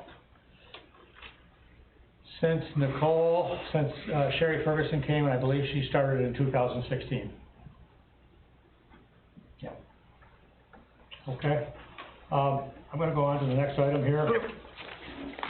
Blacktop and seal rink and town office parking lots. I've been down and looked at each of them, and the rink especially that's a big parking lot, it's a big area, and we need to seal it, or else we're gonna lose the parking lot, or we're gonna have serious problems. So if the board will give me permission, I'll start getting prices on sealing it and possibly sealing this parking lot also here, because this has got lots of cracks, lots of problems. So I'll talk to some local paving contractors and get some ideas, and if they tell me sealing or it needs blacktop too, or whatever, and I'll come back to the board with what their recommendations are. Okay? The next part is the Danable McKee Sonneborn report and the Grossman Santamore slide report. And this is similar to what we went through last year, where we want to be fair to each side here, and we want to talk, first of all, about what was in the Danable McKee report, and then we're gonna talk about what was in the Grossman St. Amore report that is in relation to the same item. And I have, some things that I worked on a few months ago, and I'm gonna read what was in the Danable McKee plaintiff, Mr. Peterson's report. Mr. Kyle Felder and Mr. Brian Mullaney were hooked up to water and sewer services after the district was formed and not charged for all the associated costs for their hookup. The records reviewed indicated that $7,500 was charged to the district per hookup, totaling $15,000 in capital expenditures. Those costs should have been charged to the specific property owners. All existing property owners paid for the total cost of hookup to their homes when the sewer district was completed. Those costs are part of the debt service each customer pays. The cost of hooking up these additional properties was improperly shifted to the entire district. This is the accusation. This came from the Danable McKee report, okay? Now I have affidavits from Mr. Mullaney and Mr. Felder, who are accused of not paying for what they had done, and the district bearing $7,500 cost each. First one is from Mr. Mullaney. I reside in Bronson, Florida. I was a resident of Hamlin Redwood. In 2012, I installed a new manufactured home on the said parcel. I understand that the claim is made by certain reported prepared by Danable McKee that I hooked up my property to water and sewer service after the district was formed and was not charged for all the associated costs. First, I rented a backhoe myself and dug the trench for water and sewer lines to the point that the town officials told me I had to go to. I paid for all the labor, materials, and equipment rental to perform the work required by town officials. Separately, the town of Alexandria billed me on October 2nd of 2012 for water main tap, curb box, stem, valve, and meter. A copy of the water hookup charge bill in the amount of $1,275, together with a copy of the town's work order, is attached as Exhibit A. I also received a town bill dated October 4th, 2012 for a sewer hookup charge, which was not $7,500. The total billing for the sewer hookup from the town was in the amount of $680.96. A copy of that billing is attached as Exhibit B. On October 31st, 2012, my stepdaughter Amber Seriano paid both invoices with one check. A copy of her check number 673 in the amount of $1,955.96 is attached as Exhibit C. In summary, both I and my stepdaughter paid every invoice received from the town of Alexandria and paid all other costs of extending water and sewer lines to the property. I have no idea where Danable McKee got the idea that we have not paid. The claim is false. That's Brian Mullaney. That was one of the accusations. The second one is Kyle Felder. The affidavit from Kyle Felder, along with exhibits proving payment, is here. I'll read it.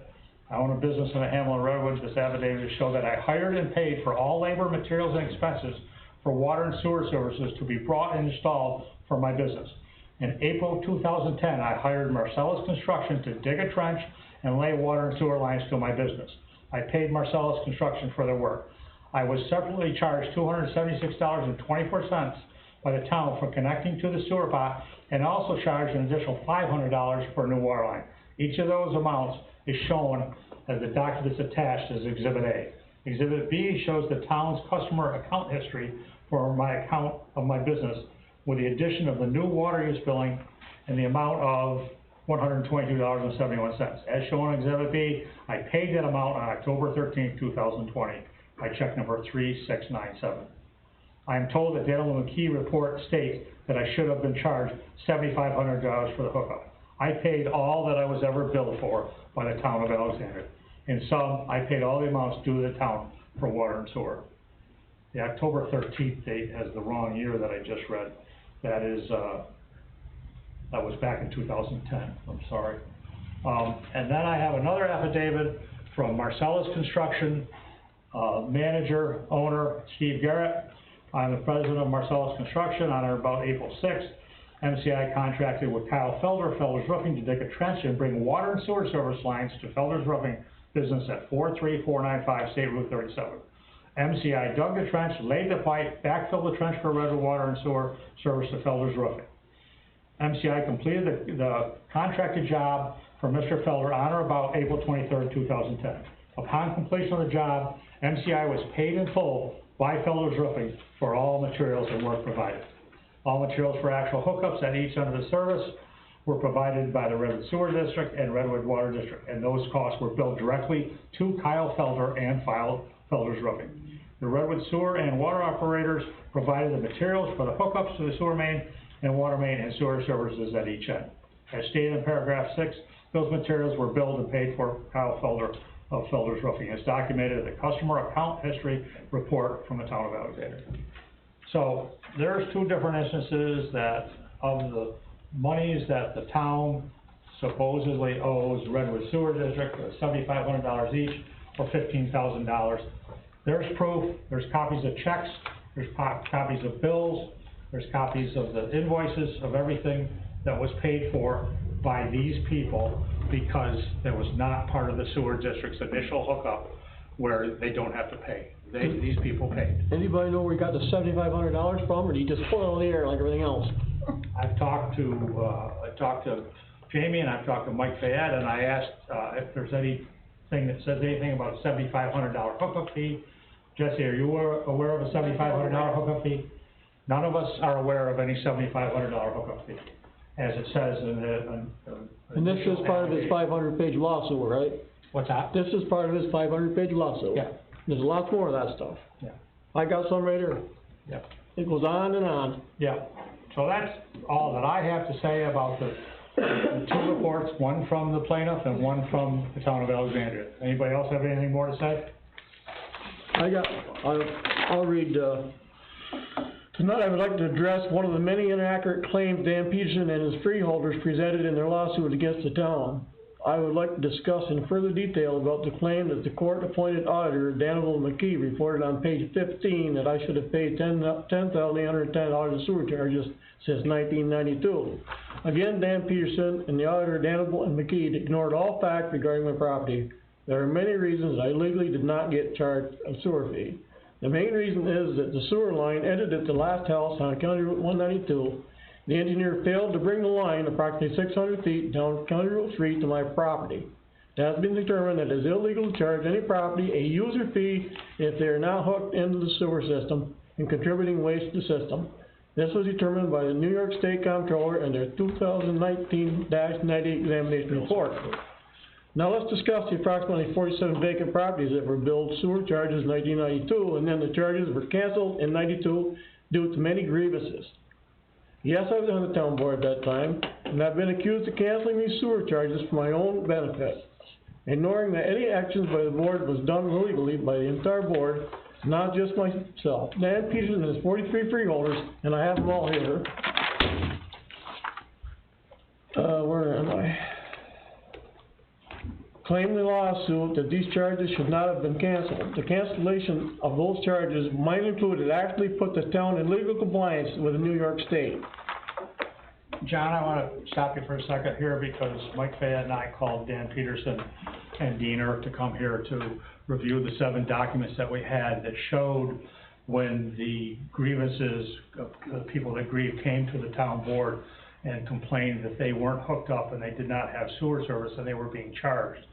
And then, as a result of that coming to the town board wrote a letter to everybody they had already charged for the first billing period, and they rescinded the fact that they were charging them, and the letter said that they would no longer charge them, and they didn't have to pay. And actually, I believe Dan Peterson was given copies of that. Dean did not come to that meeting, so we talked with Dan, and he did get copies of all the paperwork. I think one of the things that he said at the last meeting, or might have texted me, is that some of the paperwork wasn't signed. I don't know what to say about that. This was 1993. I wasn't here, I don't have anything to do with it, and there's been lots of accusations that some things weren't done properly then, and they were done wrong, or there's money that was moved, or whatever there was. That was 1993. And there's a lot of things that have happened between 1993 and today, as we keep digging and keep finding things. So, go ahead, John. So the town was legal compliance with New York State after we stopped billing them.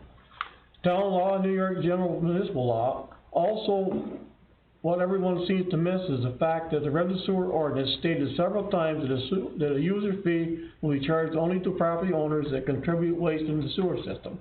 What the New York State Comptroller determined in 2019 was already stated in the original New York Redwood Sewer Ordinance. The New York Comptroller has also determined that most towns with sewer systems are illegally charging non-users. These towns are waiting to see how the town of Alexandria will legally charge those non-users benefit assessment charge, because being located in the sewer district increases the value of the property. The main point we get from this is that Mr. Peterson claimed that the town should have charged these properties user fees simply cannot be done, as it is not legal. As we have stated, the town board has responded to Mr. Peterson and his freeholders' claims and with legal documentation disproving every single claim. And as I said last month, if you hear more stories, get the facts. The problem is as simple as the rates were never increased over 20 years. Who actually believes that the rates do not get increased and keep the inflation and increase cost of operation? That's it. Okay, we'll move on. Number 18, federal stimulus, American Rescue Act, money, projects, infrastructure, and roads. I think we kind of covered this because we're creating a priority list, and we're asking Rob to get some of these grant applications together. We've identified the projects, and we'll have further talks with Rob about what has to be done to get grant applications completed and submitted for the July deadline. I actually am going to be on a webinar tomorrow with the federal government that's supposed to talk to us about what we can spend our money on. That they gave us $430,000, and we haven't gotten yet. I don't think the Watertown's gotten their money yet, have they? And we're all trying to find out what we can spend this money on. And so I'm involved in a webinar tomorrow that they're supposed to start talking to us about what we can spend this money on. Is that the same money that Rob was talking about, the wish list? No. Or is the wish list different? The wish list is different. This is what Rob's talking about is the funding through the consolidated funding app that's coming out, and I think that's called the Northern Border Regional deal, where they give grants. I'm talking about something that we already know the amount. We were sent an email that says they've allocated $430,000 to the town of Alexandria in relation to the pandemic, and we don't know what we can do with that money. So that's where we're at there. Redwood and Plessis playgrounds renovation projects. Both of our playgrounds are in bad shape. Redwood, I'm going to say, is in worse shape than Plessis, but they're both in bad shape. I think there's a paper in front of you that Nicole provided for us to show us what we have for monies in the budget that we can use to replace those. We've started looking into actually replacing the complete playground in Redwood, which Jamie and Jay are always over there patching things and fixing things. And I think the general consensus here is that the town's gonna buy a new playground for Redwood, and possibly Plessis. I think we should look into cameras too. Look into what? Putting cameras out. We were down there yesterday, cleaned the place all up, stopped back there this morning to install a gate. They wrote profanity all over the concrete, on the picnic tables, on the basketball court, food. I mean, We had the two backboards at the Plessis playground completely destroyed a month ago. Those have been replaced with more durable backboards. I talked to two electricians about putting power there. If we're gonna put cameras there, we gotta have power there. And if we're gonna have cameras, we probably have to have internet so that it can be watched. So there's a fair amount to it, but there's a lot and I'm talking more about Redwood than I am Plessis. I know there's a lot of bad things going on at the Redwood playground. Do you have a line item in your budget for the playground in Plessis? For playground what? In Plessis? Yes. You've got a line item? Yes. Because I was a ramrod and get that thing going. Son and I had quite a bit of money put in there. My mother and I gave $1,200. And we had a big picture the TI son and all the people donated. Forever Bearing, there was thousands of dollars. And how much is in the line item now for the Plessis playground? I don't know right off. it's playgrounds in general together, it's. They're together? Yeah, our playgrounds. Redwood wasn't involved then, it was just pluses. There's just one line item that says playgrounds. 10,000. I'm sorry? 10,000. 10,000, yeah. So you add every year to the playground? Yeah.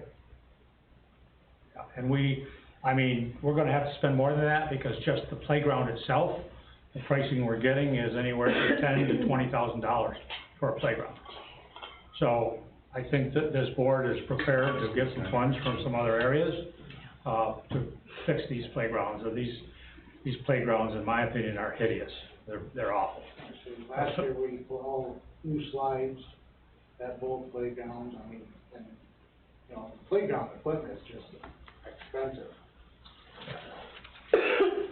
And I understand why you're saying cameras, because we go spend all this money and fix them, and then they go in there at night and they wreck it. Yeah.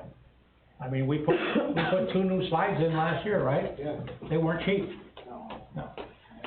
So, there's a security problem. We don't have a police force.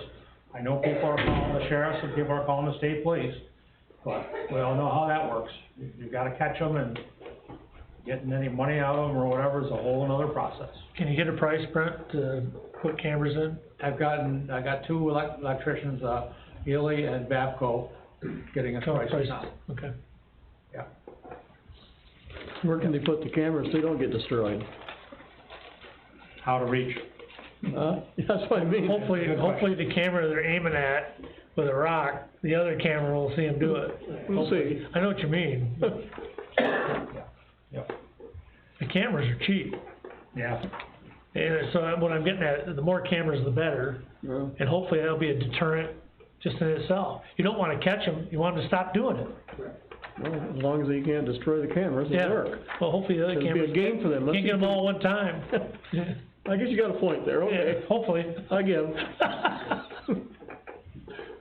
The next item is the light quote for the road playground that I had hoped I could have for this meeting, and I don't have that, so, that'll be coming.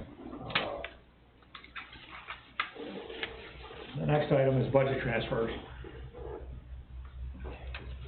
General A, clerk to supervisor equipment, debit $1,060, credit $1,060 for, contractual. Nicole was in need of a new computer. She was warned by our IT people that her computer was old because it was doing funny things and it was taking a long time to boot up and all kinds of things. And since her computer has our whole financial system on it, which we do back up every single day, and it gets backed up here and it gets backed up to the cloud, so we got double backup. But, we needed to replace the computer, so that's the $1,060. And that's installed, and it's a lot different, and it works great according to Nicole. General B, zoning contractual, $800 debit. Fund balance, general B, $800 credit. To cover overs due to legal fees for zoning issues, the zoning board and the zoning department has had some challenges to some of their decisions. Some Article 78s filed, and we've had to defend that, legally. The last one is out-of-street water, principal payment of $1,000, debit, and transmission distribution contractual expense $1,000. That's to cover principal payment, being, more than budgeted. I need a motion to, approve these transfers. Motion by Sandy, second by John. Any discussion? Yeah, I have a question, in regard to the zoning and the legal fees, how have those Article 78s gone? How has the town done in those? We won one completely. We got that notification about a month or 2 months ago. Christina was involved in that. Right. And the other one that I know of is still ongoing. I mean, she's handling it, I don't know. Yeah. And Bob, you could probably tell us, so when we win one, does that mean that they have the ability to, appeal? Well, from any order or judgment, there is an automatic right to appeal to the appellate division. But that's expensive, Typically on a zoning matter, they don't do that, Mhm. just because the record itself is expensive and the hearing in Rochester is expensive and all that. Now, it depends, if it's a business and they want a use variance and it's important to them and all that, then they'll spend the money. But if it's, somebody who's upset because they weren't allowed to build their house where they wanted to, typically they don't. I think one of our cases has multiple people that live around the subject property. Right. That have gotten together and hired a lawyer. Right. So it's not one pocket. Understood. I'll make sure he gets. So the other question I had was in regard to the principal payment. Typically, principal payments are scheduled. Yeah. So I'm just curious as to, usually you know what next year is the year after, the year after. Yeah. How, I don't know the answer to that. I talked to Nicole about that, and, I think that, she had miscalculated the payment. okay. That's all I've got. So that was discussion. All those in favor signify by saying aye. Aye. Aye. All those opposed, none. Budget transfers approved. Union negotiation status, they've been calling me about this and whatever. I think what we need to do at this point is schedule a meeting, and I think we need to have Mr. Sly at the meeting. So you guys are gonna have to, pass some dates around and times via email with the union guys, and I'll start that email chain, the next day or two. Okay?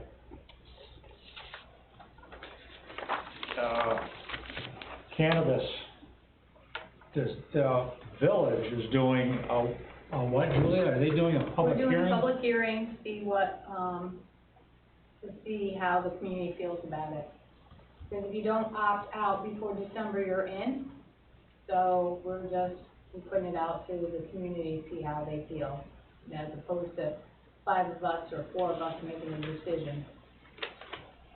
So, my thoughts are, let the board think about this, if the board's got any ideas what we wanna do. I see that, I'm reading the newspaper, I see that a lot of communities are inviting their public to a meeting to express what their thoughts are. I mean, the ultimate way to me is have it as on the ballot in November. And then you're gonna get the most involvement. I don't know whether you can, I haven't read the statute yet. I haven't read any of that stuff. From what I did read was, say, a town or village decides to opt in, the residents can force a permissive referendum. Permissive referendum. And what I'm thinking is, instead of forcing the residents to do that, why not do it right from the get-go? So to speak, I know it wouldn't be called a permissive referendum then, but I'm just saying, put it up for everybody to decide. I haven't read the statute, but if you're using the phrase permissive referendum, it's put up so that the people would have to submit a petition to put it on the ballot. That's what I'm saying, the burden becomes on them Right. to get it at. But unless it's a mandatory referendum, okay? You can't just, put it on the ballot. oh, you can't do it because you think it's a good idea? No. Okay, No, that's your elected representatives for a reason. okay. Okay. Well, you guys have yours on June 8th, right? I believe so. And obviously everybody, well, in this situation, it's each municipal entity stands alone, so to speak. I mean, there is a thing there where, cause there's a 3% tax, I believe, that's shared, that the municipality would get. I think it's a total of 13, and it's like 1 back to the county. Yep. And 5 to the town, if the village said yes, and we did such a thing. Be 1 to the county, 5 to the town, and 7 to the village, as far as tax. Okay. Tax percentage back to those municipalities. I may misunderstand it, but my understanding was it was, cause the state's getting a chunk. I think it's like 13% altogether or something like that.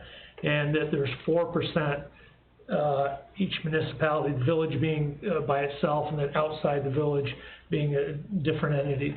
And then it's 1% to the county and 3%, but anyway, it is what it is. There are but my understanding is there's two questions that need to be answered. One in regard to the dispensaries, and the other, the, cafe, yeah, whatever they are, yep, that type of situation. right. So They have they're, to opt out of both of them. right, my understanding, which it makes sense, if you do not opt out, you can't opt out later on. You can opt out later on. You can or can't?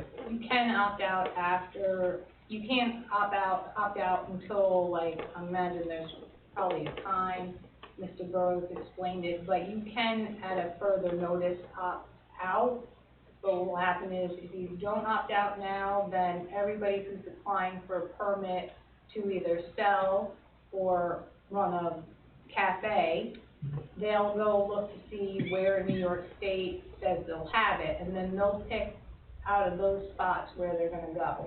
Okay. My understanding. Well, I'll get clarity on that, because my understanding was that, if you, opt in, you can't, and this would kind of make sense, you can't opt out later, because let's say we opt in, and somebody puts $500,000 into something, and then you decide a year later to opt out, what happens to that person's investment? You'd have to, your lawyer can look into Right. that. Well, it's all there to be seen, but the main thing is there's two questions to be answered.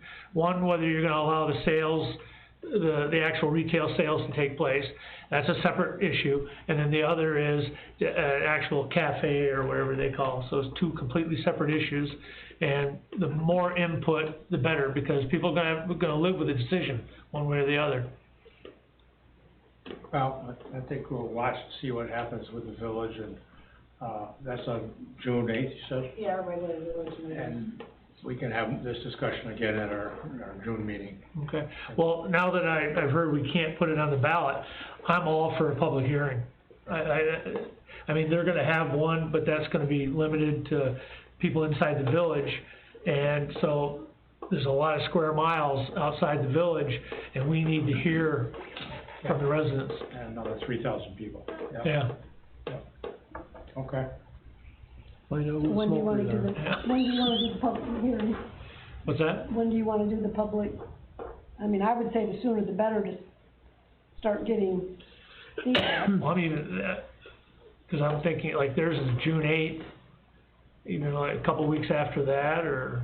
You wanna do it in June? I was gonna say that if we do it in July, we'll definitely catch the most amount of people that are here. Right. And a lot of those people are summer people, but they're taxpayers. Could you put a survey on the website? I see the Chamber of Commerce has put a survey out. Right.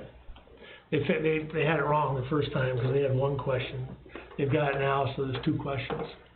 So they're doing that, but it's not very scientific. I mean, you certainly could do that, see what. I mean, just, for in the meantime, just to see if there's any quick feelings. One of the questions about a survey is, can you make sure that the survey is truthful? Well, the thing is, can the same person vote on 5 different computers? Exactly, and that's, I know when they do this survey monkey or whatever, Right. people have ways to. Right. To manipulate. I think it's too important an issue not to have it done in person. Yeah. Yeah, that's true. Yeah. Okay, well, our next meeting is June, I'll put the date on that.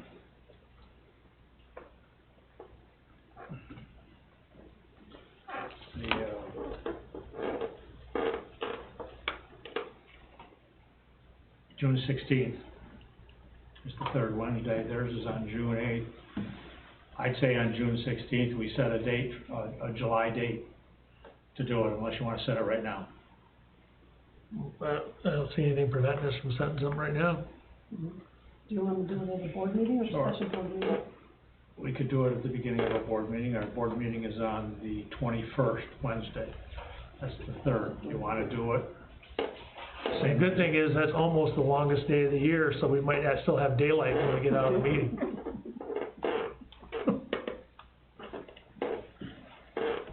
That's everybody's thoughts. Yeah. You wanna do it in July?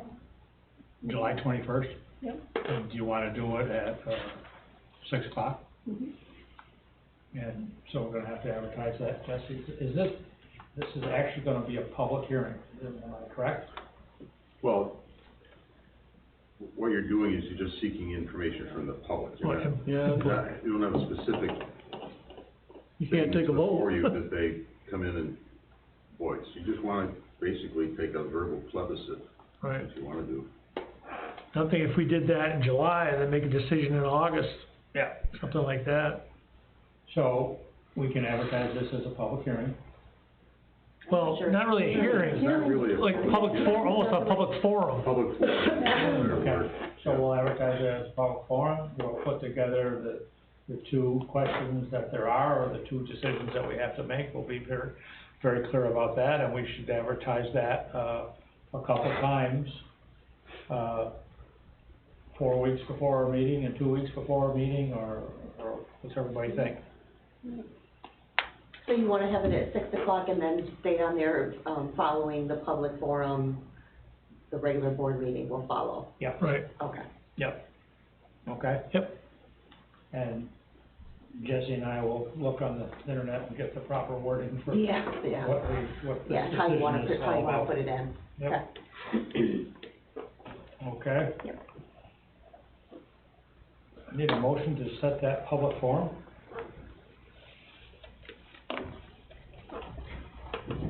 I'll make a motion. Make a motion by Sandy, and second. That's for the 21st? Yep. Yeah. Second by Ron, any further discussion? So the 21st at 6 o'clock, a public forum on the cannabis, decisions that we have to make. Yep. Any further discussion? All those in favor signify by saying aye. Aye. All those opposed? None. The last item for regular session is the updated year-end 2020 revenue versus expenses summary for all districts for 4 years. You all have a sheet in front of you, and this sheet was produced, 2 months ago, but it had tentative figures in it, and now this sheet has actual figures in it, and the numbers have changed from tentative to actual, which is what we were explaining earlier. And you'll see that there's 5 water districts and 2 sewer districts here. I'll just go through each one.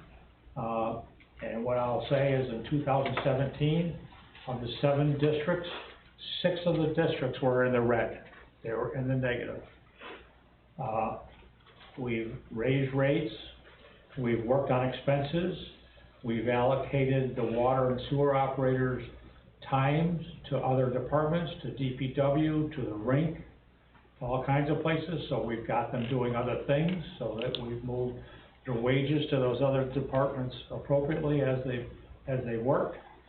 And as of 2019, we were down to 1 was in the red, and that was Carnegie Bay, and we raised the capital charge at Carnegie Bay this year. And now for 2020, year end, Redwood Water had $11,031 surplus. Redwood Sewer at $17,578 surplus. Otter Street Water had a $32,111 surplus. Route 12 Water had a $1,577 surplus. Carnegie Bay Water had a $2,753 surplus. Edgewood Water, which is one customer, had a $52 surplus.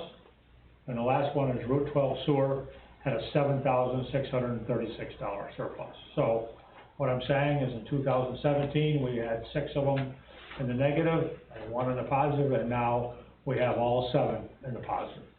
So, and that's attributed to what we've all been working on. It's part of what Sandy and the people have been meeting on for well over a year, looking at rates and looking at charges and EDUs. There's been all kinds of work done on trying to get these things to, as Ronnie said, the comptroller's office requires these to be self-sustaining. Got a question for you. Why does the sewer revenue go from 2018, 125,000, 2019, 200, then back down 140 in 2020? What happened there? In 2019, yeah, there was a notation on the bottom of these that was on the first copy that I sent you, that 2019 19 had 5 quarters of revenue in there. That was a counting mistake, and that's what skewed those numbers, for that. So it was 5 quarters, and All then right. we went back to the correct amount. Because I'm sure we'll be asked. Yeah, So the 2018 revenue was understated, and the 2019 was overstated, but bottom line is, all the money was in the right spot, yeah, Yep. or right accounts, I should say. yeah. The average is out. That's all I've got. We need to go to, need a motion to go to executive session, for pending litigation. Make a motion. Motion by Sandy, Sandy, give that to Brett before we lose it. second. Second by John. Second. Second by John. Any further discussion? All those in favor signify by saying aye. Aye. All those opposed, none. Thank you, Susan. Thank you to everybody else who came and everybody who listened. Thanks for the nuts. For the nuts. I'm gonna turn this microphone off. Back on. Well, the microphone is on.